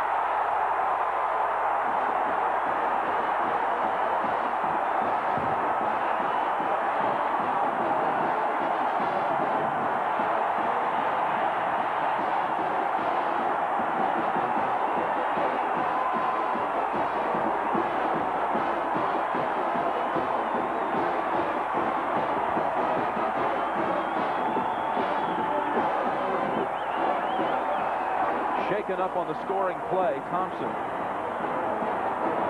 Burke on the extra point. 13-10, Tennessee drives it right out of the locker room at halftime. Tennessee comes out firing the pass. They put Notre Dame on their heels, so you come back with the draw. Now here comes Thompson. He'll take it up inside. Look at the block he gets from his fullback. Boy, Poles just opened that thing up for him. He ought to go shake Poles' hands. He gave him a terrific block. Thompson takes it in. He's shaken up, but he got the touchdown first, and Tennessee leads.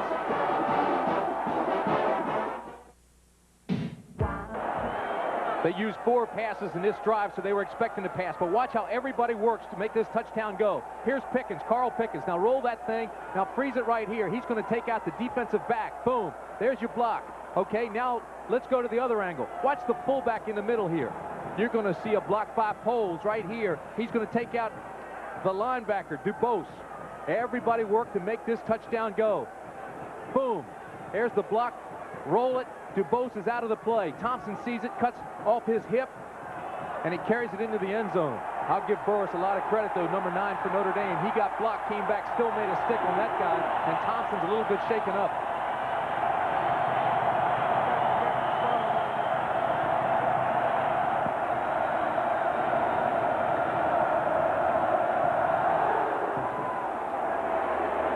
Another short kick. Ryan Mahoko from the 25 and across the 30. Big Ryan tackled at the 34-yard line and down to John Dockery. Tim Brown, you were just talking about Tony Thompson being shaken up. Well, here he is right on the ground, and what they're checking, Tim, is a pulled groin muscle. Coach came over and said, "How are you, Tony?" He shook his head, "Okay, okay." But they're trying to keep it stretched now so he can go back in. You know how thin they are at tailback, so this is critical to Tennessee. Doc, that might mean that Greg Amsler, coming over from fullback, may have to go the rest of the way. First down, Irish. First play of the second half. Culver did not turn around in time.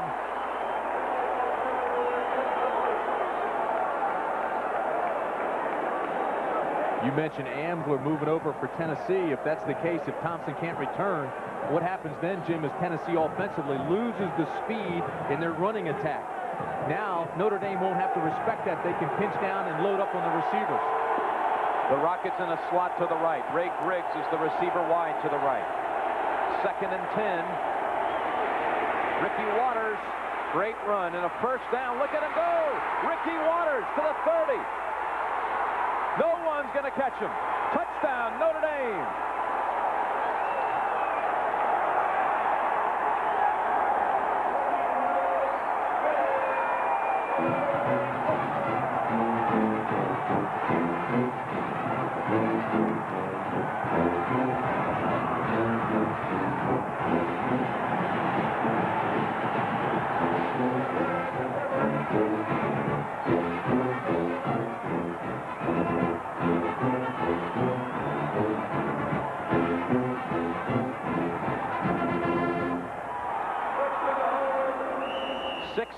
Yards for Ricky Waters.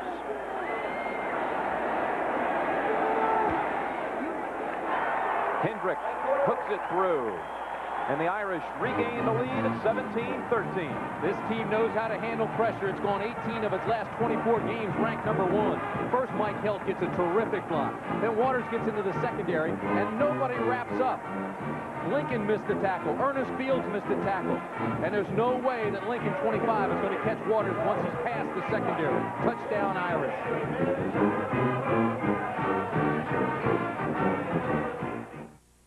This year, you just witnessed a great moment for that young man, Ricky Waters, the senior co-captain from Harrisburg, Pennsylvania. He has played a lot of positions in his career for the Irish. Came here as a running back, played some receiver, moved back to tailback, and here in his senior year when he really wanted to star, he kind of got lost in the mix at tailback with Tony Brooks and Dorsey Levens and the Rockets splitting time there as well. At times in his career, he's been accused of not running hard. But today, he galloped 66 yards through the Tennessee secondary. He's over 100 yards on the contest. And Lou Holtz told his seniors before the game, guys, you're going to have to deliver for us today. It's in the seniors' hands, and he has done it, putting the Irish back on top. Dale Carter antsy to run it out, but he won't.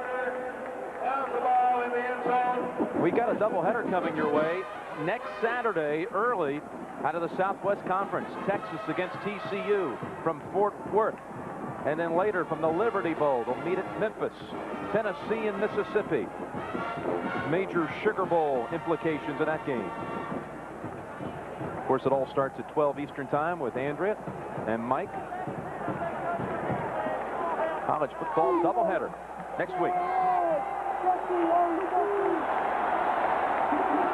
Tony Thompson is still in the game.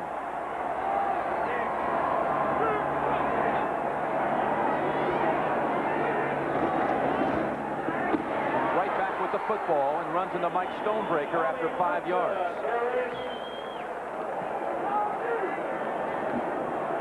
Stonebreaker, 2nd and 5. You've got Zorge, number 50. He's playing hurt. Thompson's playing hurt.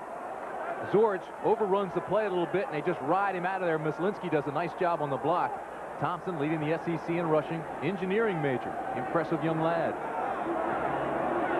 2nd and 5. Greg Amsler picks up the first down across the 30.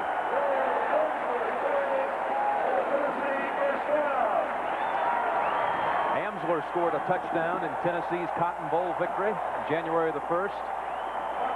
It was school victory number 600 to start out the calendar year 1990. kind of milestones. This, the 100th season of football in the Smoky Mountains at Tennessee. On first down to fake, the pass to Amsler. Breaks the tackle, gets the first down at the 43-yard line.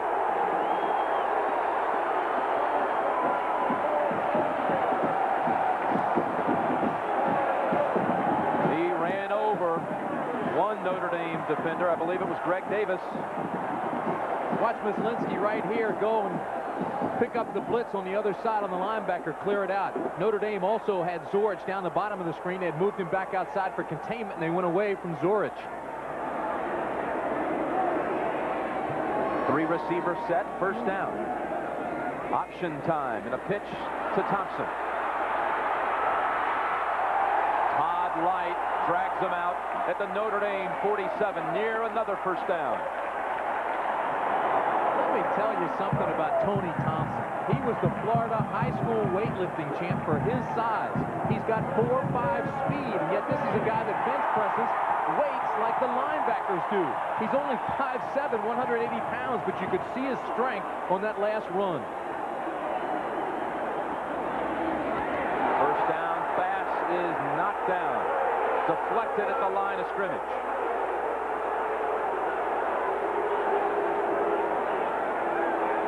Boy, number 21 in white right there in the middle of the screen. Now moving to the right.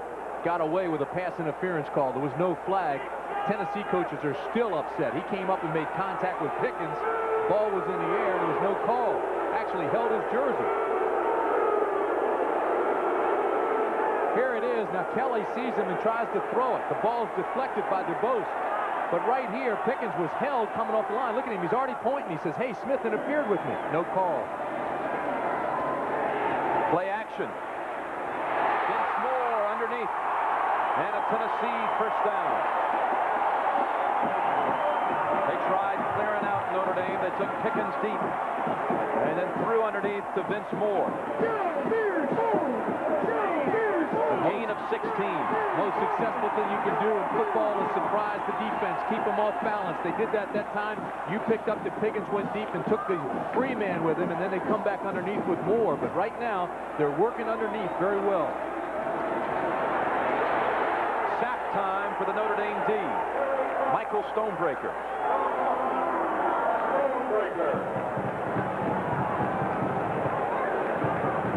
How about that? You call the play, you think it's safe. Quick 3-step drop, boom, throw. You can't get pressure on the quarterback that way. Watch him. 1, 2, 3, throw.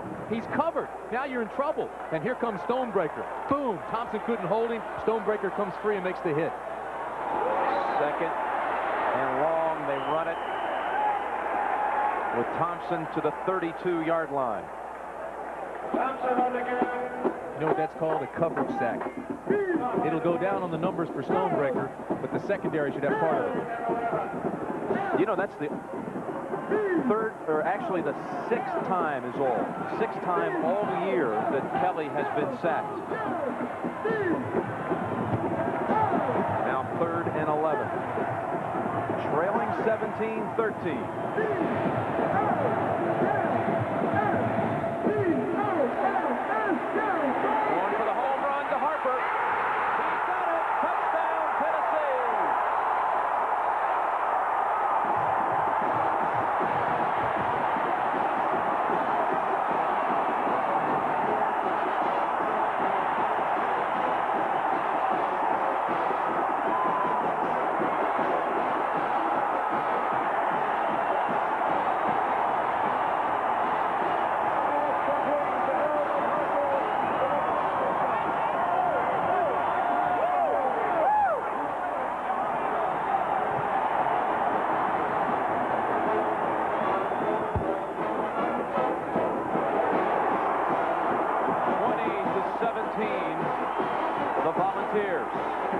You're taking Harper now, and you're going against one of the best defensive backs in the country in Todd Light. Light has excellent coverage, but look at Harper. Concentrates on the football, looks it in, and Kelly says, yes, sir, we're on the board again. Touchdown, Tennessee. Two possessions, second half, 2 touchdowns.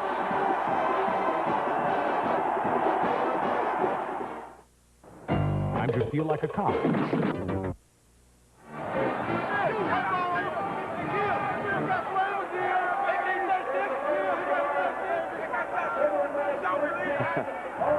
Alvin Harper scoring a touchdown. A long way to go in this one.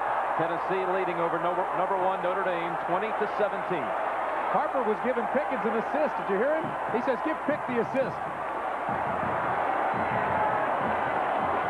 A couple of high school basketball stars. They understand what an assist is. Will the Rocket break one today?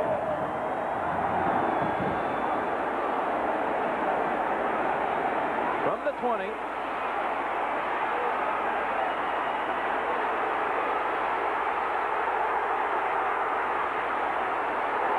Exciting, I'll tell you that. Out of bounds at the 28-yard line. Dale Carter finally bumped him out. He's exciting, and he's also frustrated. They are not kicking the ball to him. He almost took it away from his teammate, and then he was really trying to make something happen on his own. A penalty on the kick return against Tennessee. Face mask. There it is with the right hand. Incidental. Not flagrant, incidental. Well, they mark it off as a 15-yard flagrant face mask penalty. Well, I don't agree with that. So put the ball at the 44-yard line.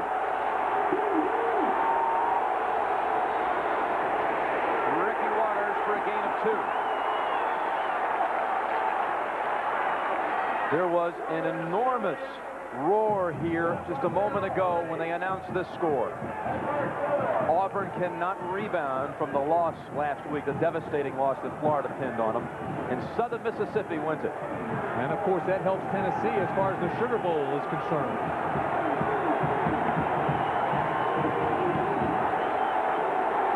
Second and 8.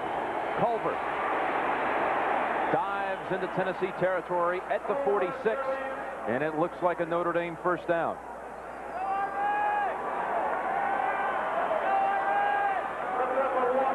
Tennessee has come out, made some adjustments, and right now has 139 yards total offense this quarter, while Notre Dame has just 77, and they've done it quickly. Well, they've driven it 79 yards for a touchdown in 1 minute 20 seconds, and then 80 yards for a touchdown in a little over 2 minutes. Time of possession. I guess you can call Andy Kelly a curator of clocks. Just maintaining that time and making it very, very productive. It is an Irish first down at the 46 of the Volunteers.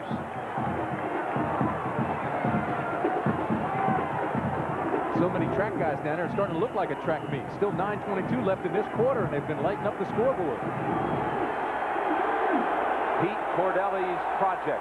Quarterback Rick Meyer driving the Irish right back. Nice fling, incomplete. Sean Davis wide open as Meyer threw across his body.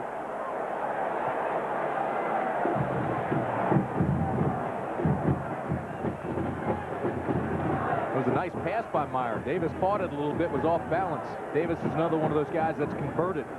Played 7 games last year at cornerback.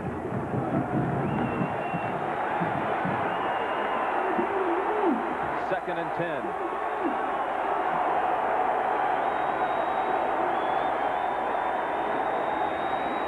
Culver gets away from Fletcher and stumbles down at the 40-yard line, set up about 3rd and 4.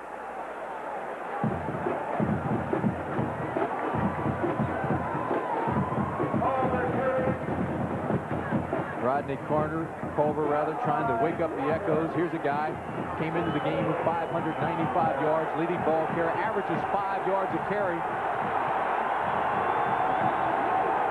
He's the single back. 3 receivers to the left with the Rocket in the middle. On 3rd and 4. Culver, no first down. About a yard shy as Ernest Fields made a good tackle on Culver. What do you do here, Tim? Well, personally, I'd punt, but Lou Holtz is thinking otherwise. He's going to go ahead and send in another tight end. They've got 4th down. It's almost, what you say, 2? 4th and, yes, 4th and about 2. Maybe a little bit under that, but he's going for it. Told us last night when we asked him about this type of situation, how do you make the call? He says, well, I've got to feel it in the ball game. The Rocket has single coverage the top of your screen. Irv Smith, the extra tight end. Culver runs it. And I believe he has it inside the 36-yard line.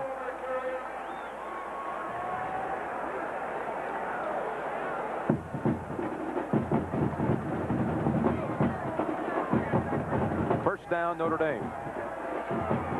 Midway third quarter, we've already seen 3 touchdowns scored here in the electrifying third.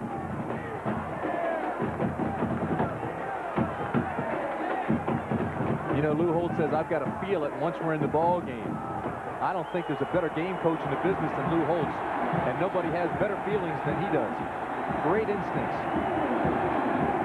Tony Brooks for a short gain of maybe 3 into the wall of defenders, including Chuck Smith. And let's go down to our man, John Dockery. You know, Jim, I just put myself in the place of Dale Carr, the free safety, and you know he's overshadowing the Rocket. The Tennessee defense is so concerned with the Rocket that if you watch, he's in the slot, and on the back side is Derek Brown, all 6'7", 240 pounds, with not much coverage on him. I don't understand why Notre Dame isn't going more to Derek Brown on the back side. Well, maybe they're setting them up, Doc. The Goshen motion. Leans back and talks to Brooks, and will take the snap here on 2nd and 7. Brooks smothered at the 27, a yard shy of the first.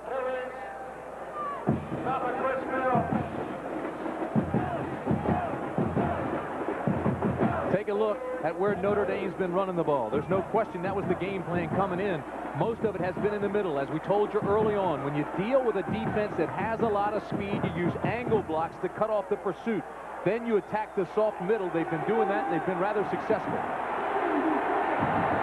Waters, Culver, and Adrian Jarrell in the backfield on 3rd and 1. Culver leaning for it, and I believe he has it at the 25. Culver carrying under the left side of the Tennessee line. It is enough for the first. You know, Doc was looking at Derek Brown, said he was virtually uncovered. They don't go to Brown very often. Came into this game with 9 receptions. Scouts say he's a lot like Keith Jackson or Kellen Winslow, but you remember, nobody ever threw to Keith Jackson out there at Oklahoma either. He's a fine receiver. They just don't go to him. Lined up tight on the right on 1st down. Meyer out of bounds, and another 1st down at the 14. Forced out of bounds by Lincoln. That's an outstanding play. You set up the option to the left side. Everybody goes that way. You bring the quarterback draw back to the other side. Now, here's the strength of 86 in white, Derek Brown. They may not throw to him, but look, he makes that play go because he's an outstanding blocker. And because of his size, 6'7", 243 pounds, he engulfs the smaller guys on the corner like he did just then and open it up for Meyer. We asked Derek about the lack of passes his way during his career. He says, hey, only stat I care about, I'm 31 and 2. Ricky Waters on a 1st down carry to the 11th. Darryl Hardy on the tackle.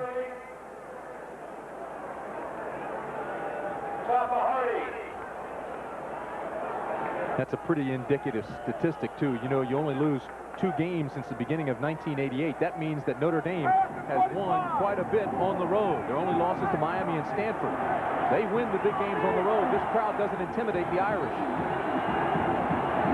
2nd down, 6. The Rocket in the Triple House backfield. Gets the run. Down to the 6, a yard short of the first. Ernest Fields on the tackle. He's just not running like the Rocket that we know. You know, he had the flu on Monday. He's got a turf toe. He's got 4 carries now for 6 yards, and very rarely do you see him get tripped up like that with one arm. He's going out on this play. Going out on 3rd and short. Call it a yard. Culver, Brooks, and Waters in the backfield. Waters won't make it. Kerry Bailey on the hit.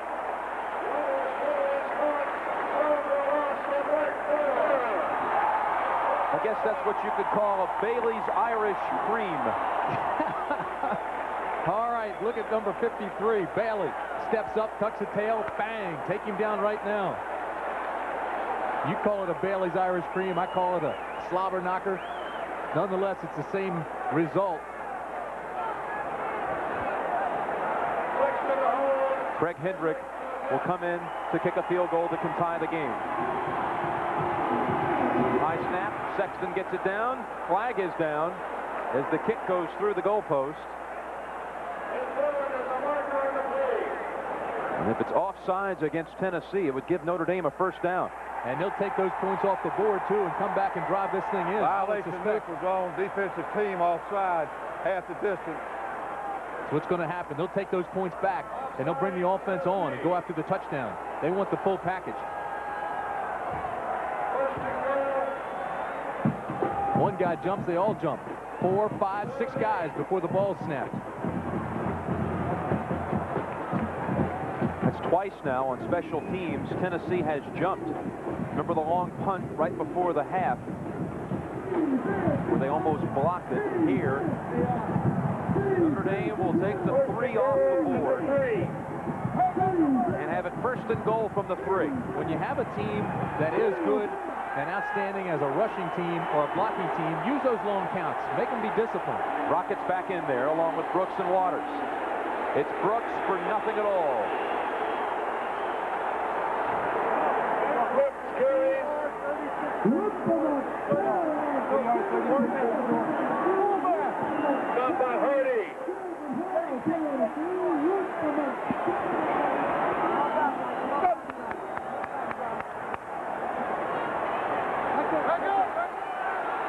Second and goal.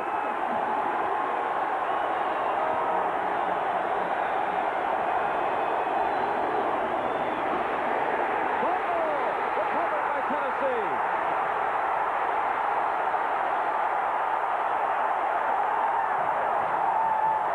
Jeremy Lincoln on the recovery.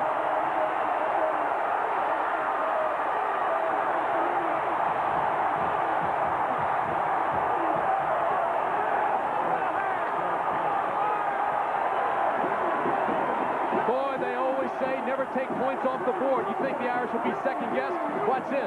Here comes the play.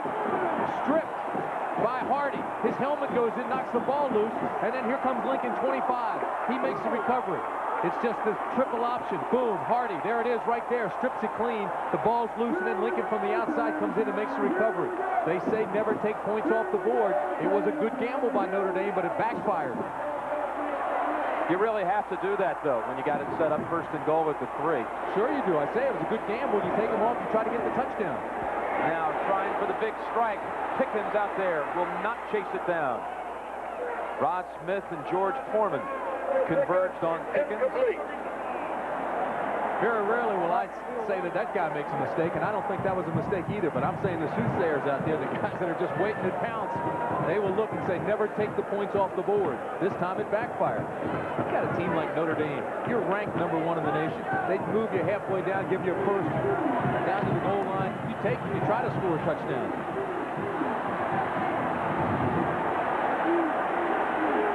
Second and 10. Dangerously over to Harper. Tackled at the 9, and let's head you up the coast to New York. And an update from Andrea Joyce. All right, Jim, tough times for Auburn. They were leading Southern Miss till the last minute of the game with 46 seconds left. Brett Favre connects with Anthony Harris for the winning score. The Tigers' home unbeaten streak of 20 games is snapped, and Auburn has now lost 2 in a row. Back to Knoxville.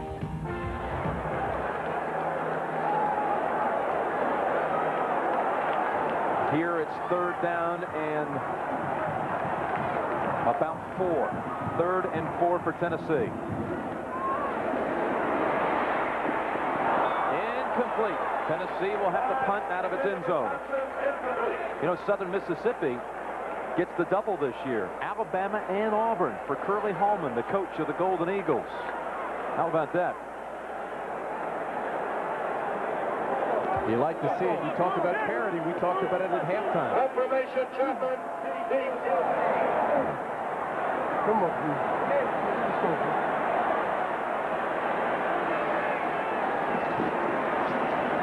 Under no pressure. Trying to set up a rocket return from the 50. He's got it.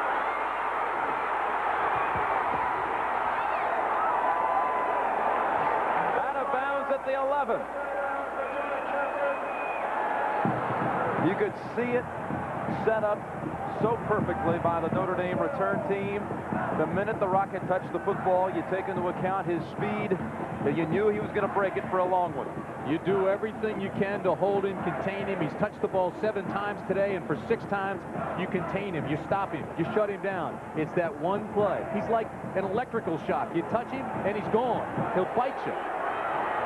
So with 1:56 left in the third quarter, Notre Dame's right back, threatening again. The Goshen motion. Keeps it. And dives to the 2.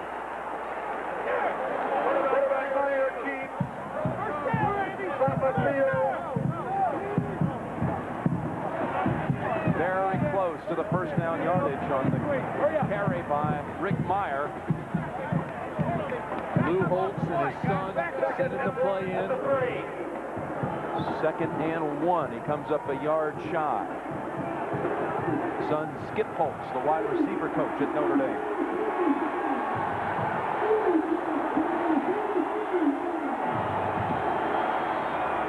Ricky Waters does not get the first. Waters carries.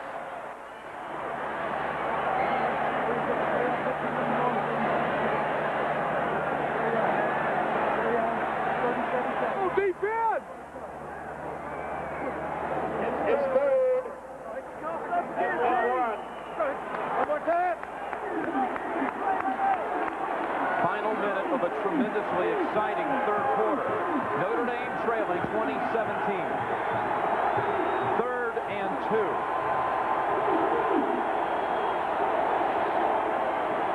Tony Brooks. I don't think so. Chuck Smith cut him under.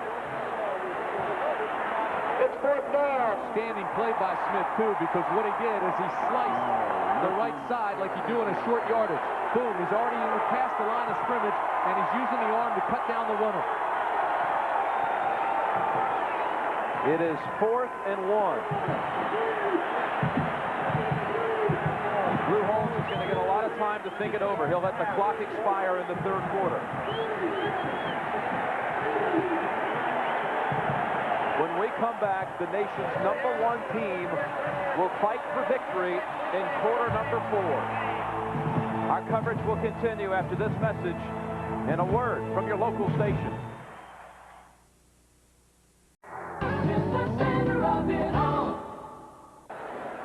You are looking at Notre Dame place kicker Craig Hendrick. He has entered the game and will attempt a field goal to tie it. Lou Holtz, during the change of quarters, had a change of heart and will not go for it on 4th and 1 from the 3.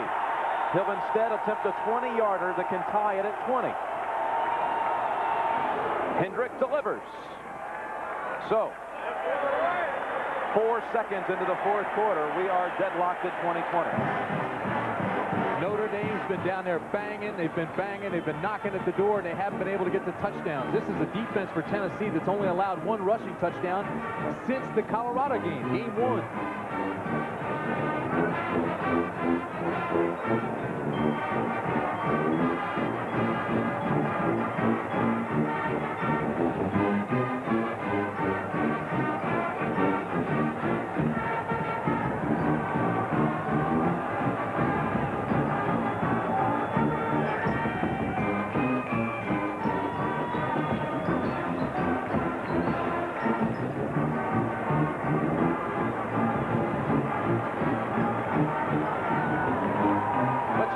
This week's Toyota Leadership Award to the players singled out by their school's coaching and faculty staff for outstanding performance in both academics and citizenship.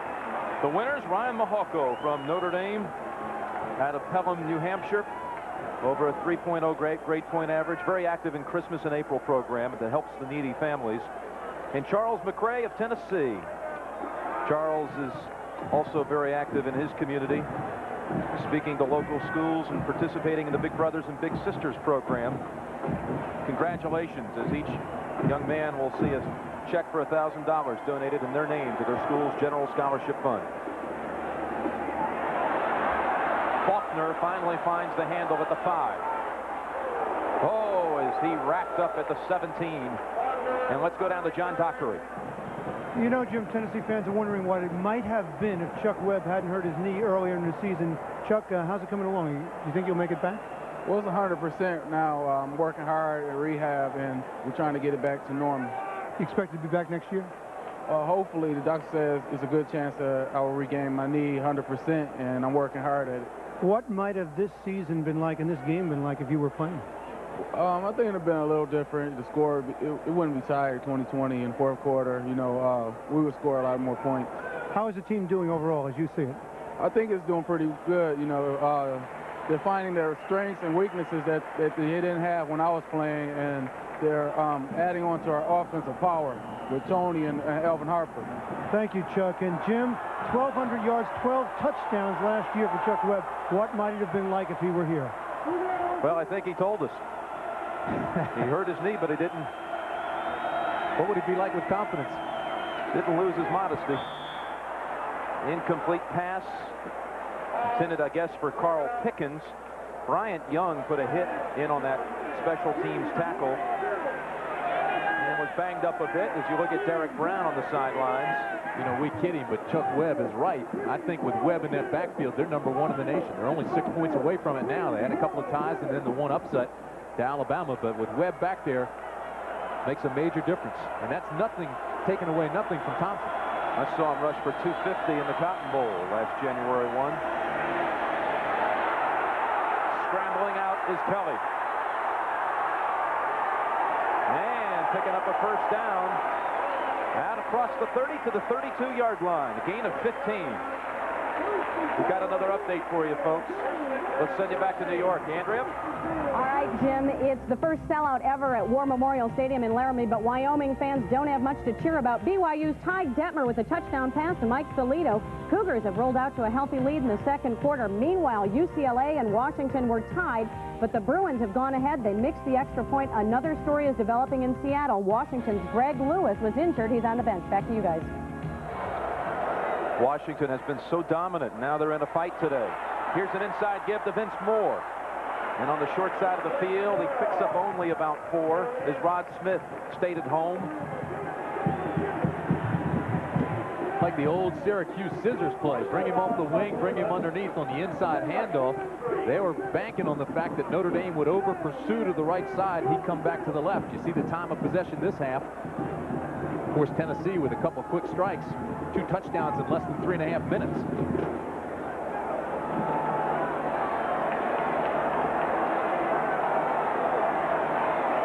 Second down 3. They actually had 7 yards on the carry by Moore. And that's Amsler near the first down yardage. Tackled by Andre Jones.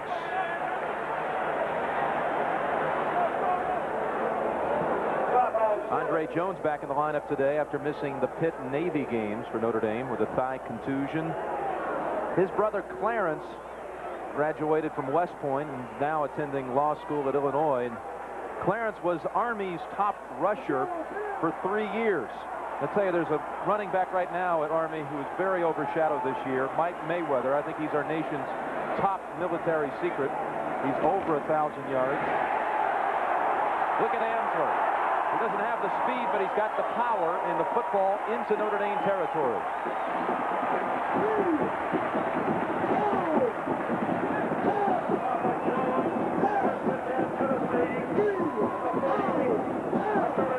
Look how quickly now they're operating on offense.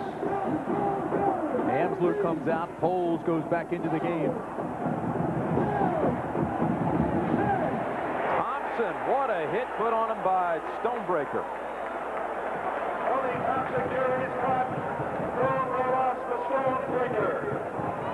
You heard Major say that they were playing salty. Look at this. Here's 42 shooting the gap. That's Mike Stonebreaker. They've been moving Zorge to the outside. He's a contained guy. They move Stonebreaker once or twice to the outside. They're moving him around where they think he will be the most effective. That time they brought him on the blitz, and he sold out. Thompson again. Stonebreaker has him again. Michael Stonebreaker, back-to-back plays. Watch him hunt down 24 here. Of course, he's the leading tackler. See, he's got that good speed, breaks down and makes it. Quite a story. Stonebreaker, auto accident, broken kneecap, dislocated hip, graduated last spring, has a penchant for the big play. 3rd and 15.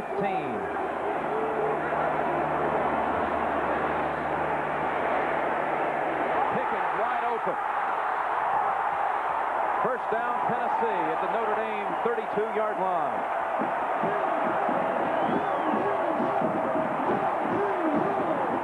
It's a 21-yard gain.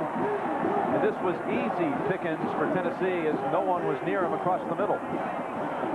He's the man in the slot, the second receiver in, always the most dangerous. They use 4 wideouts. It's a zone defense by Notre Dame, and you bring him under again the safety and by the linebacker. You know something interesting? Majors said Pickens is the greatest natural athlete he's ever coached. Remember, Majors coached Tony Dorsett. Thompson off the pitch. And Greg Davis holds on to him at the 28-yard line. A gain of 4 on the play. 11:50 left in the game. Tied at 20.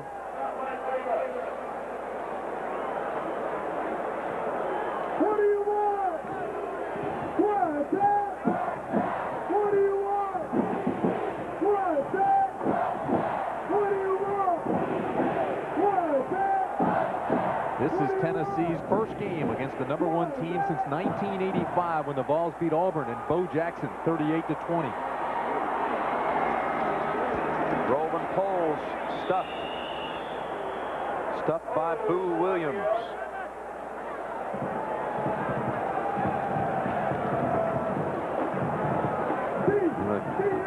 Third down play coming up. 3rd and about 7.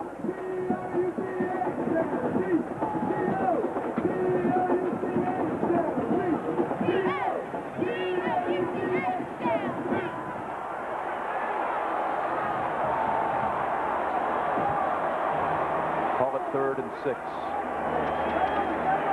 Shuffle pass to Mayer for the 3rd time today. And Greg Davis makes a tackle to stop him well short of the first. On the carry. Tennessee will attempt a field goal that could put him back in front.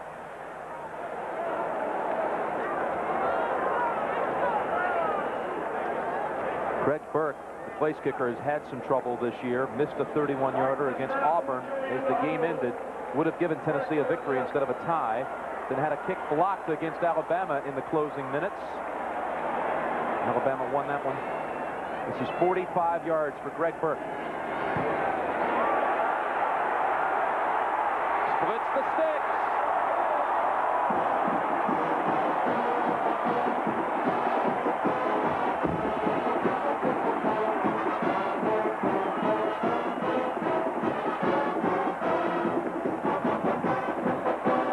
Just under 10 minutes left. And Tennessee has taken the lead back.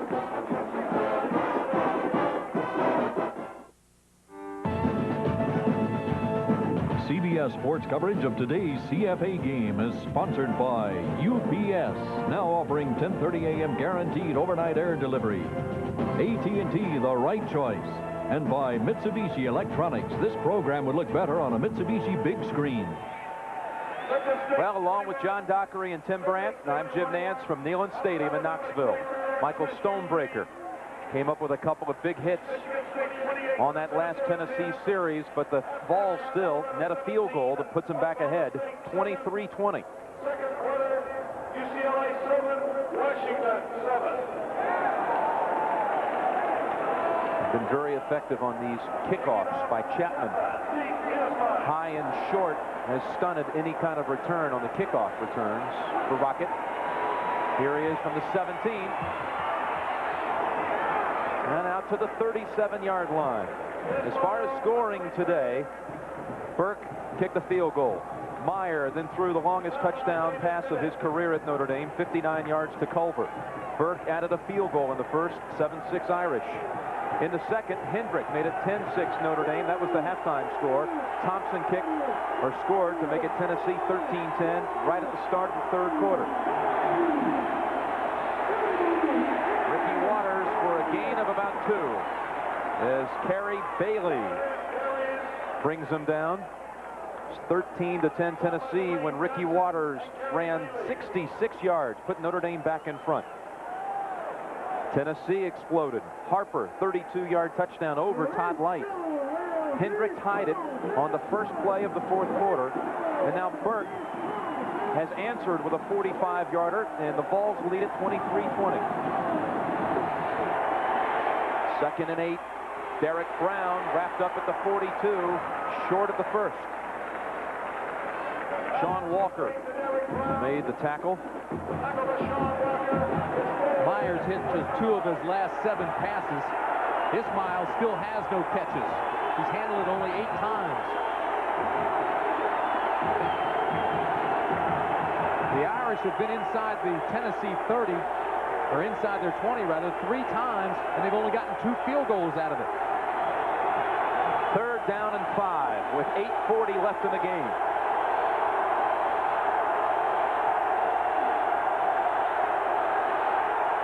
The down clock has expired. They don't know it yet. Somebody better tell Meyer that he doesn't have any time left. The officials are telling. There's a case where the crowd noise had an effect. He tried to use his hands to let the wide receivers know about the play. Dead ball, delay a game. I tell you, there was a delay, though, in that penalty being called. Not only did Meyer not know, the officials sat there and waited while the clock set on 0. It's 3rd and 10. Myers a true sophomore, but he's got to be aware now and think like a veteran. He's able to do that. He's capable of it. 8:27 remaining. You're number 1 in the nation. You've got to watch the little things like the clock. 3rd and 10, Notre Dame. Meyer appeals to the back judge. Here again, this rule is different than it is in the pros. It doesn't matter if your wide receivers can hear you or not. That doesn't matter. It's 7 yards from the middle, 7 yards on both sides of the center. If those people can hear you, then that official won't give you a stoppage. He will not stop the play. Lou Holtz and his son to his right, to our right.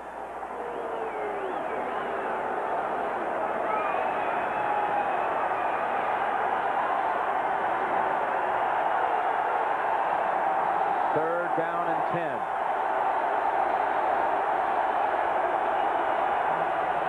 Setting up a reverse to the Rocket.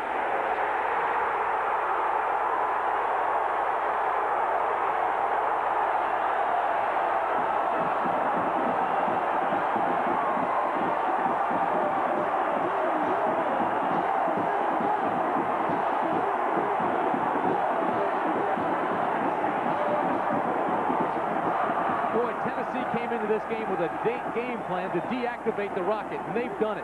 Everywhere he goes, he draws a crowd. Everybody's staying at home. They're not overrunning the plays, and they stopped Rocket that time. Give Chuck Smith and Kerry Bailey credit for that. 7-yard loss. Big punt by Hendrick. Carter from the 24. And with 7:27 left in the game, Tennessee has the football and the lead.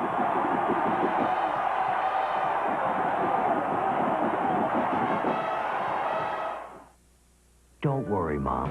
On our way back to the game, Greg Gumbel in New York with a reminder. Tomorrow on the NFL Today, Pat O'Brien reports on the election aftermath in Arizona. Voters vetoed a holiday honoring Martin Luther King, and the NFL is rescinding its Super Bowl offer to Phoenix.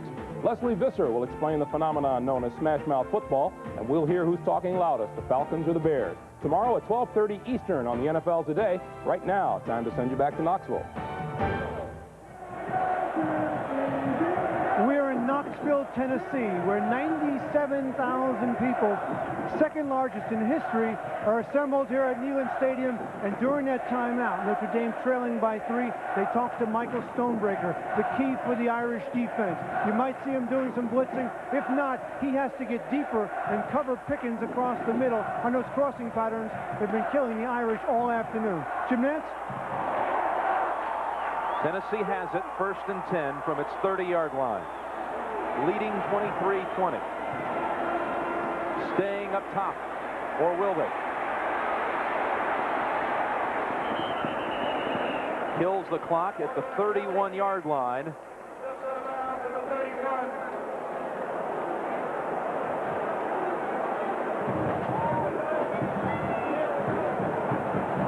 Andy Kelly now 24 for 40, 267 yards and a touchdown. And that's a great afternoon for that guy. He came into this game with only 4 touchdowns and 10 interceptions. But mentally, he's been outstanding all day, picking the right receivers. 2nd and 9, zips it over to Pickens, again out of bounds. They're not using much of the clock right now, are they? No, but watch this, Jim. They have been successful with those crossing patterns. We told you at the top of the game, they watched Stanford do it against Notre Dame. They run out the safety, throw underneath, in the middle. Last time, because of the deep drop by Stonebreaker that Doc was talking about, now they're going to go pick on the corners again. They're going to go to the corners and soften the middle back up. Well, it's 3rd and 4 right now with 7:10 remaining.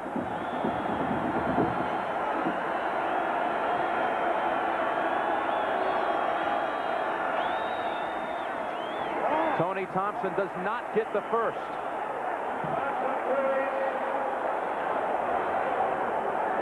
That was a very unproductive possession for Tennessee. Their play calling has changed. Remember how pass happy they were in the first half? In the second half, they've gone 16 runs and 15 passes. Trying to catch Notre Dame, shifting players on and off the field. They snap it back to Andy Kelly, who also punts.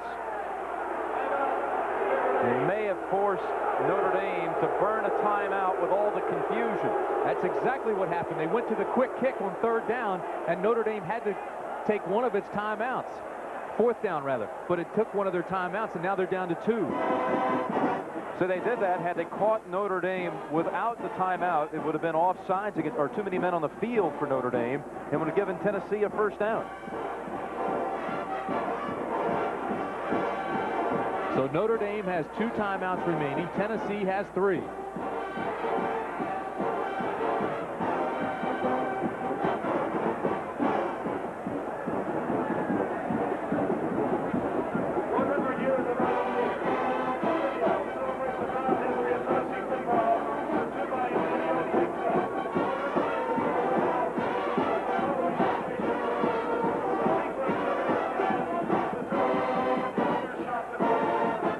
The timeout there, they've changed punters now. Andy Kelly, the quarterback, had attempted to cross up Notre Dame. He goes out, and Joey Chapman returns.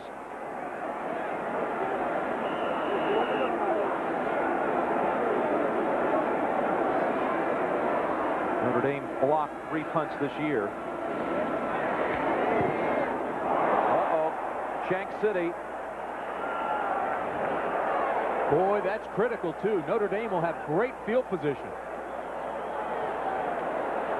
Where are they going to spot it? Right at the 43-yard line. That's only 20 yards on the punt.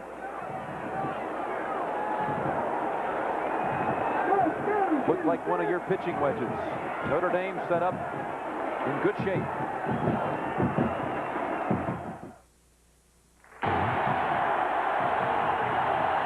We're back with Notre Dame in possession of the football at its own 43-yard line. Trailing by a field goal. Meyer to Culver. Oh, he holds on with that stick. Floyd Miley decked him, but Culver holds on for a 20-yard gain.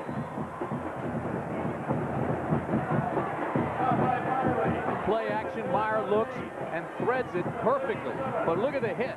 Boom! Miley comes up and just nails Culver. And to Culver's credit, the part-time IBM employee takes it down with him and holds on.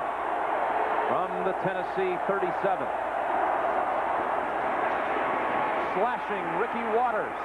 Oh, is he running strong today. That's a 13-yard gain for Waters. And he now has a new career rushing record. Waters, 14 carries, 142 yards. Watch Helt on Moore right here. Helt is the Notre Dame center. Watch him fire out now. Look, he locks on with his block and just rides him 5 yards out of the play.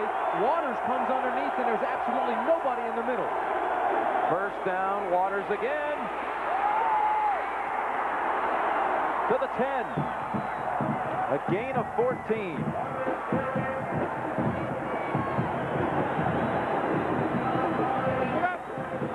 this is where Notre Dame has had trouble all afternoon against Tennessee. They've been inside the 30 3 times and come away with only 2 field goals. Rocket still has no catches. He goes to the top of the screen, wide right. Waters remains the tailback out of the eye on first down. Waters, touchdown Notre Dame.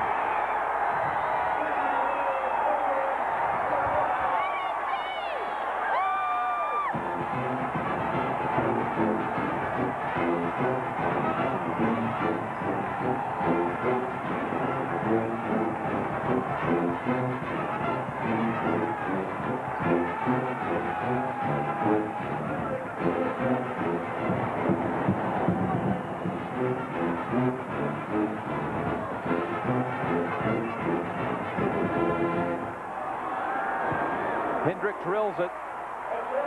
27-23 Notre Dame. Took them only 4 plays to find the checkerboard paradise. This is the guy you want to watch right here as he comes up, and he'll lead that block. That's Bettis. This is the kind of block you want on your contained man. Ride him out of there. Waters comes underneath, and if the linebackers aren't pursuing, scraping down the line, then it's going to be a touchdown every time. That contained man has to come up, force flood back everything inside the pursuit. When you get ground like that, you're going to lose it.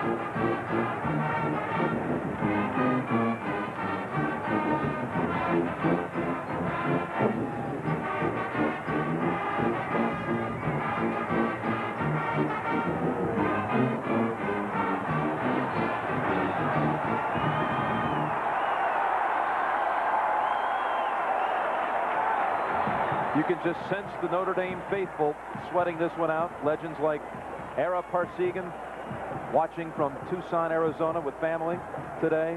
Guys like Regis Philbin up in New York, the biggest Notre Dame fan of all.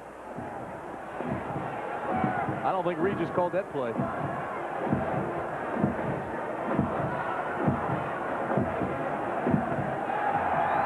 I'll tell you what, this game keeps going like this the last 5:30. Those kids doing those push-ups every time there's a score, they're going to be worn out.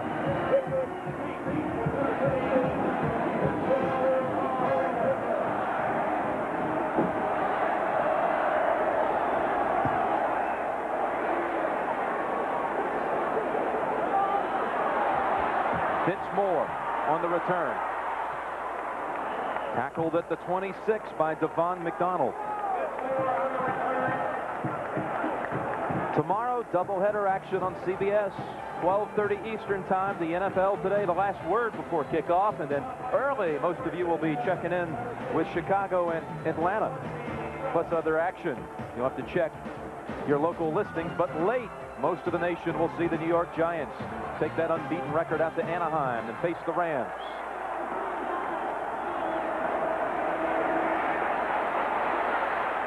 Lofting it, almost intercepted. Rod Smith tried to dive for it, and let's right now take it down sidelines to John Dockery. Obviously, Jim, moment of truth for Notre Dame. Interesting that the senior leadership that Lou challenged earlier took hold. It was Zorich and it was Stonebreaker who got their defense together and said, hey, right now, it's now or never, and we got to do it. That time we saw Zorich pressuring the quarterback. Back to you guys.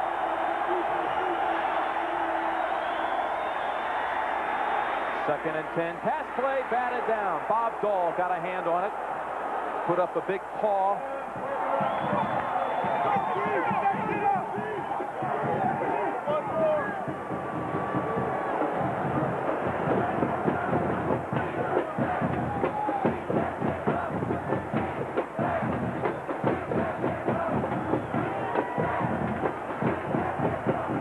Third and 10 coming up for Tennessee.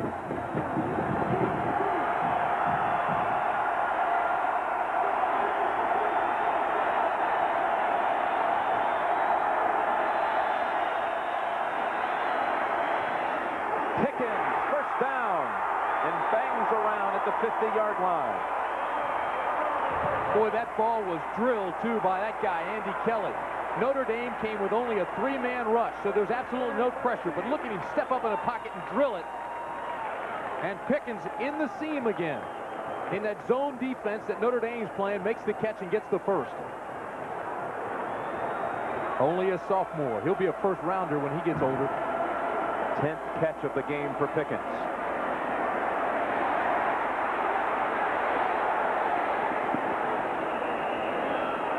Kelly feels the heat of Boo Williams and Zorich and loses 2. He thought he felt the heat.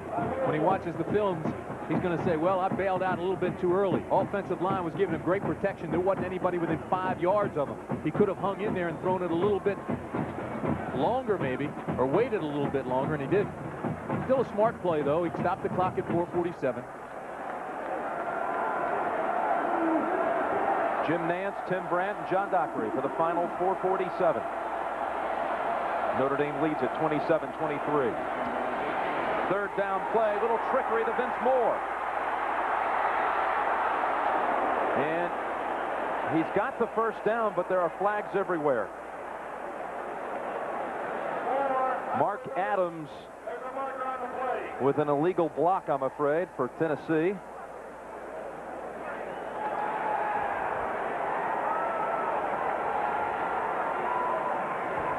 During the run, clipping on the offensive team, 15-yard penalty. If you're Notre Dame, that's a big break. If you're Tennessee, you want to shoot yourself because they were the well-played, well-designed offensive play that time. They ran the option. Stonebreaker was coming. He was applying the pressure, and they bring it back against the grain. There was nobody there.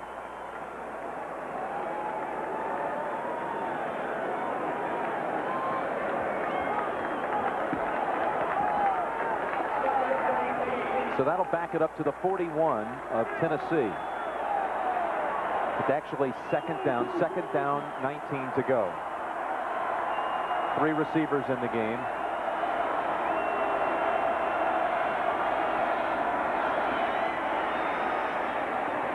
Over the head of Alvin Harper.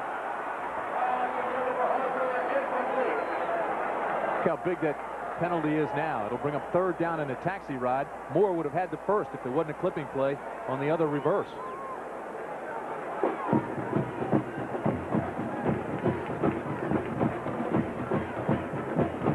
Andy Kelly trying to rally back the Volunteers. Grew up a Tennessee fan. Says it's a dream to be playing in this game today.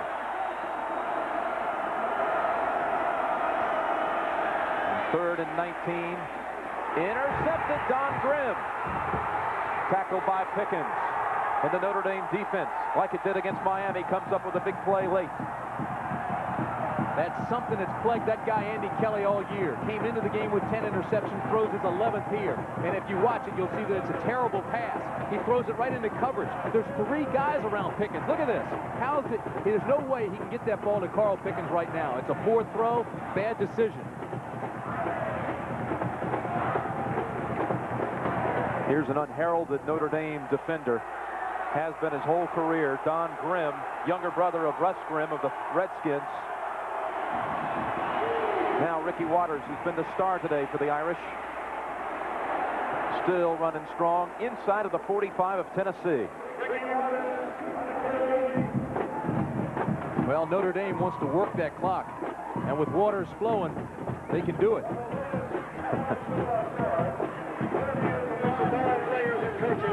And the Johnny Majors dressing room show after the game. Tuned to the Ball Radio Network coverage on WIBK. Floyd Miley is getting some help on the field. Miley shaking up on the play. Had the wind knocked out of him. Anytime they pull your pants like that, trying to get some air back inside. That's a terrible feeling. You're laying there, you can't breathe, you can't get your breath. But I never figured out what that does, pulling your pants up like that. Well, good chance to tell everybody next week we got a doubleheader. Texas and TCU started off Southwest Conference battle. You think I'm going to touch that one? 12 o'clock Eastern time. And then it's these very same Tennessee Volunteers going against Ole Miss in a game that could determine the SEC champion. CFA coverage beginning at 12 Eastern next Saturday here on CBS. Andrea Joyce and Mike Francesa will have the college football today starting at 12.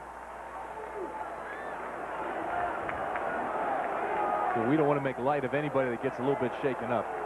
Miley appears to be okay. He's replaced by Dave Thomas, junior college transfer from Miami, Florida. And Waters, after the 8-yard run, sets it up as 2nd and 2 for the Irish. Here comes the Rocket. He gets the corner. Look out! Goodbye! Touchdown, Notre Dame!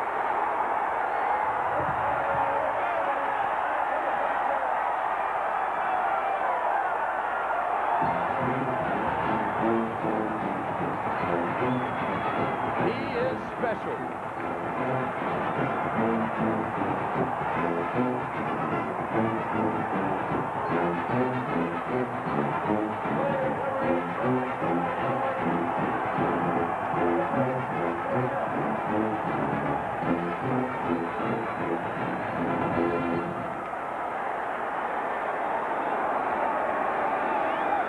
Notre Dame by 11, and the strategy works once again.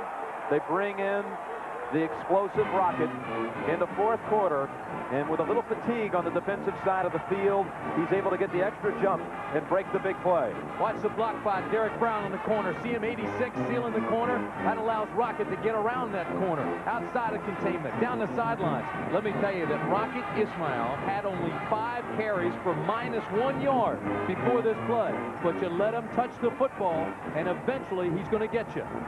He just went down the line, strung things out, and once he got the corner, nobody's going to catch him. And he, too, finds that checkerboard paradise, and that may be checkmate for Notre Dame.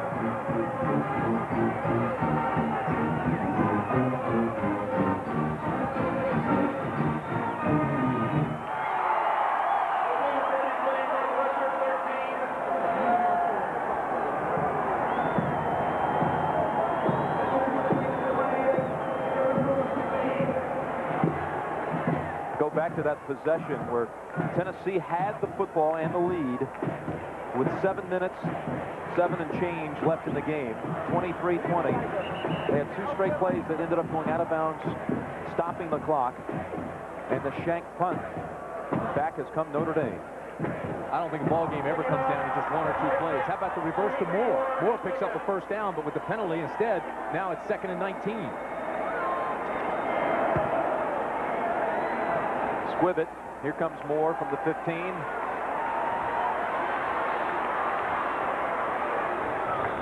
Slides to the 33-yard line.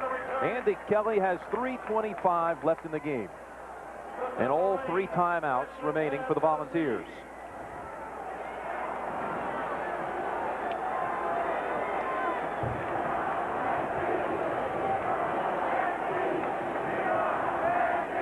Well, if you're Johnny Majors, you know you need 2 scores. You have 3:25 left, so right now you've got to start not only using those timeouts, but you've got to use the clock. You've got to use the sidelines to be your ally.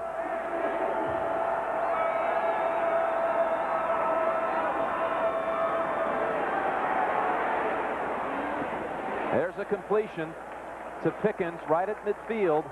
That's his 11th catch of the game,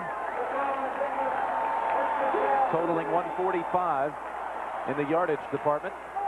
And that's just the kind of play that Johnny Majors wants. It took 7 seconds, stopped the clock. Made the catch, got out of bounds. 3:18 left, but down 2 scores.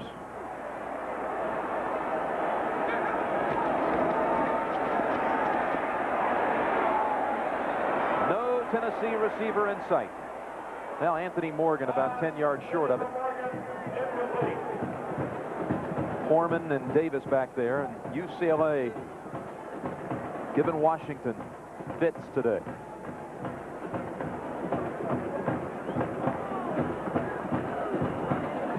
And Ohio State upset Iowa on the final play of the game. You saw the Georgia Tech score, so the Yellow Jackets stay unbeaten. Houston plays Texas tonight, the other unbeaten team.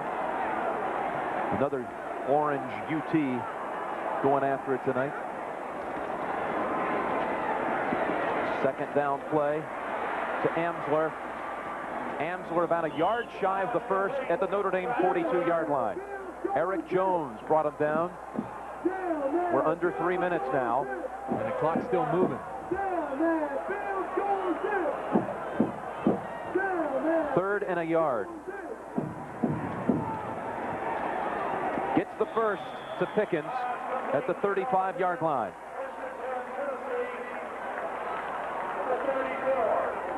Against Colorado in the Pigskin Classic, Andy Kelly was the game's most valuable player as he rallied the Volunteers from 14 down in the fourth quarter. He threw for over 200 yards in that fourth quarter alone and 2 touchdowns against the Buffaloes as the game ended in a 31-31 tie.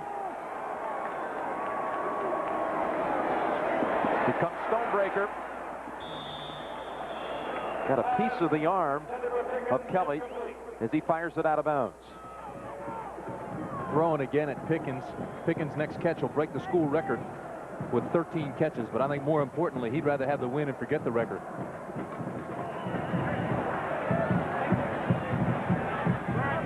Talking to Lou Holtz last night, says he's never worked as hard coaching as he has this year. He's only getting 4 hours sleep a night. He's been doing it with mirrors, but he continues to win. A great game day coach. The best. Amsler fumbles the football, recovered by Tennessee. Stonebreaker jarred it loose, and John Fisher, the center, fell on it.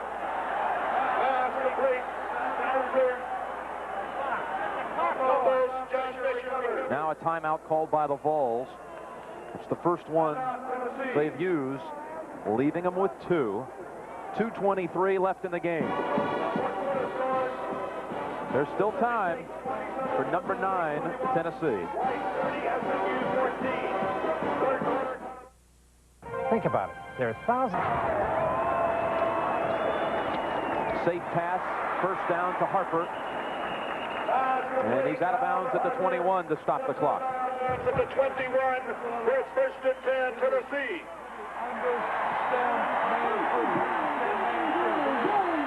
All right, they're going under stem man free, so they're going to keep a guy free back there. They're going to keep 2 deep, probably play zone underneath.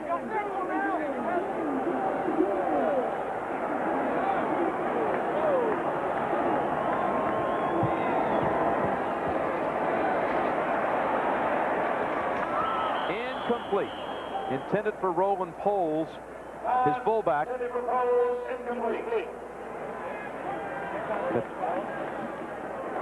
Actually, what they did, Jim, is they locked up man for man everywhere except for Foreman, the safety, and the safety played free, just like he called. You see, again, they're going to go man free.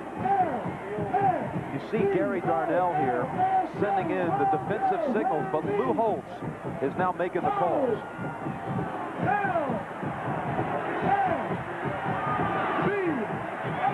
Essentially, what's going to happen here is number 27, George Foreman, the junior, is going to play free, and everybody else is going to go man. Tennessee has called a timeout. Only 1 remaining, and we'll be right back.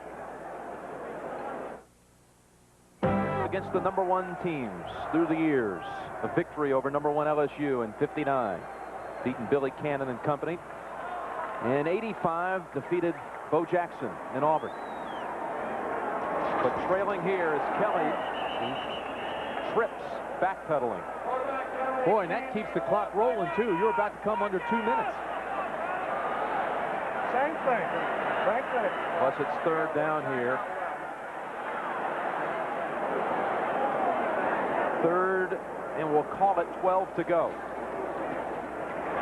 Harper's wide open. Touchdown, Tennessee.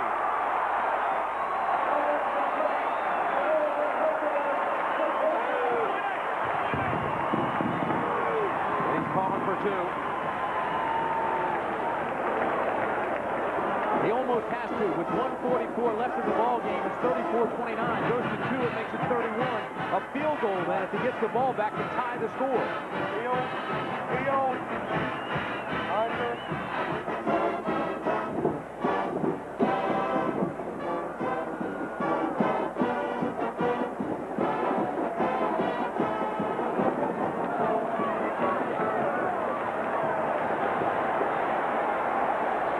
Receivers to the right. 2-point try through the hands of Vince Moore.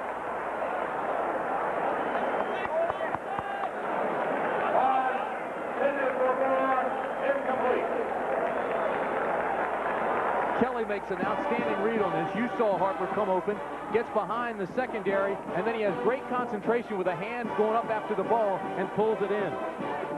Two-point conversion. Kelly's upset at himself here because he had Vince Moore open and drilled it. See, Moore was still underneath number 42 Stonebreaker. All you had to do was just kind of drop it right in there. Instead, he threw it high and overthrew him. Little Rocky Top, and the Hopes still alive, riding on an onside kick.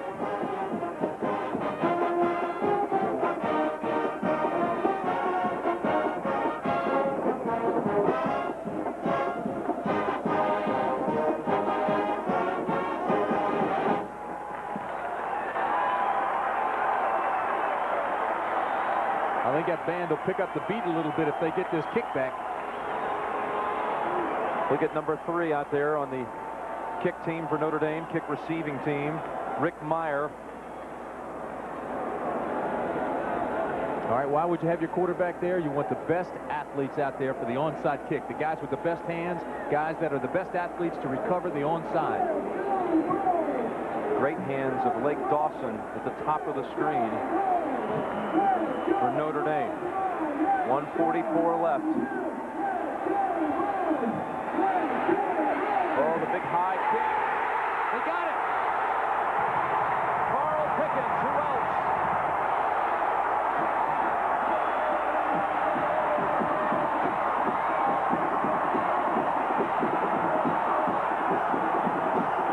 How about that?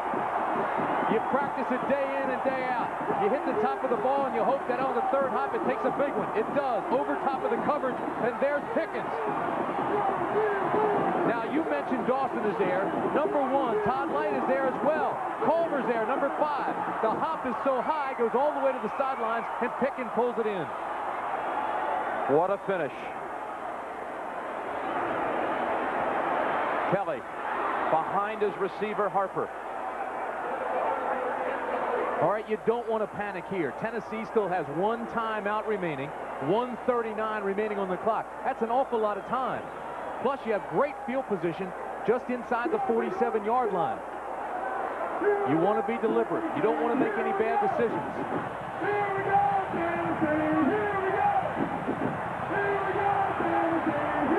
Tennessee from its 47-yard line, 2nd and 10.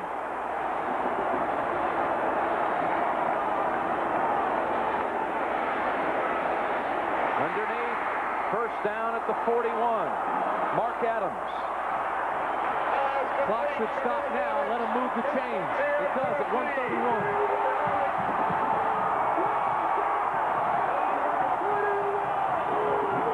Is Tennessee on its way to knocking off number 1 ranked Notre Dame? That's been a tough spot to hold all year. We've seen 4 teams drop it. Hamsler near another first down at the 30. And it's a big mark because it'll stop the clock again to move the chains at 1:14. It is a first down for Tennessee.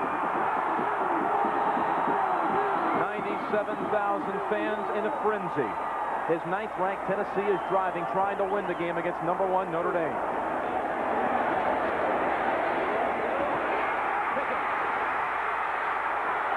dives for the first and gets it. So the clock stops at a minute.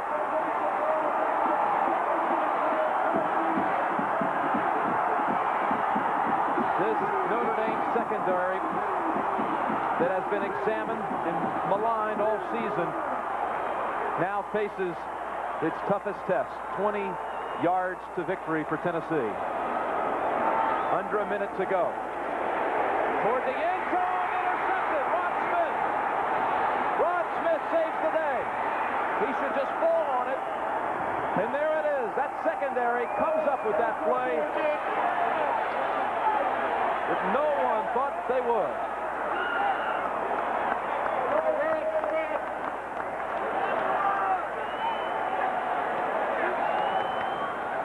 Lou Holtz says he's never worked harder coaching in his entire career. He spent all his time with the secondary. They're in a zone. Smith comes over, makes the pick. Now, why didn't he down it there? Because he wasn't sure what the official would think. His momentum carried him in, or whether he was actually in the end zone. So he goes ahead, brings it back out, and carries it out to the 17. It's the defense, believe it or not, that wins for Notre Dame. Tennessee can only stop it once. Rick Meyer will just drop to a knee. The Irish are going to continue at number 1, with Penn State and Southern Cal still ahead in the regular season. Boy, Notre Dame's defense had given up an awful lot. 400 yards a game, held only one team under 19 points. Navy scored 31. They come up with a big one here. On the Notre Dame sideline, and congratulations in order for Rod Smith, who came up with the saving interception here in the final minute.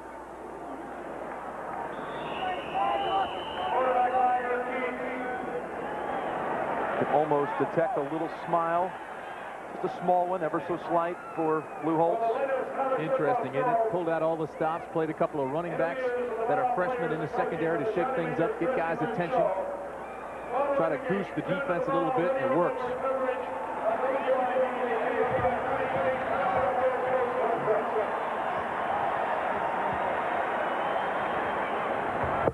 They won't even snap it again.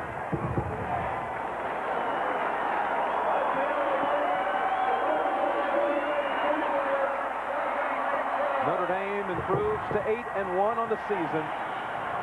Johnny Majors and Lou Holtz. It's a great football game, John Dockery. Coach, you told us the defense would play when they had to, and they did. We played well. We made a lot of good big plays.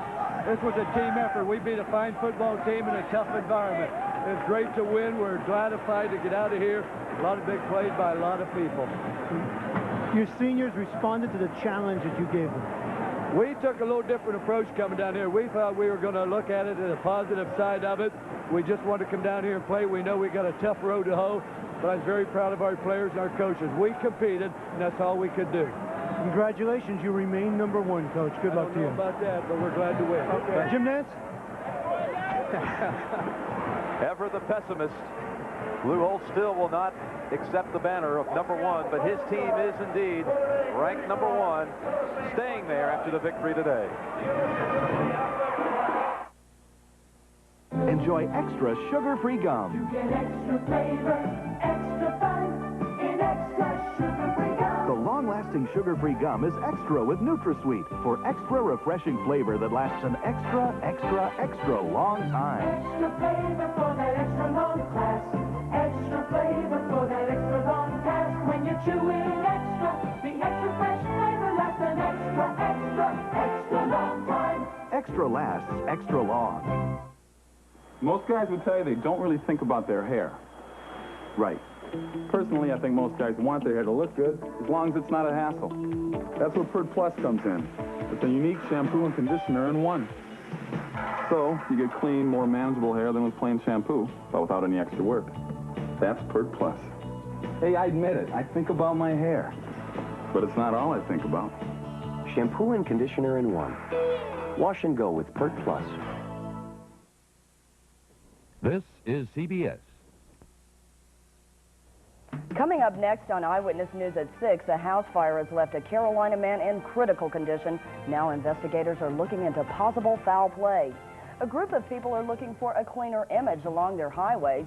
Mark Pfister says expect some cool temperatures. Pete Yannity has sports.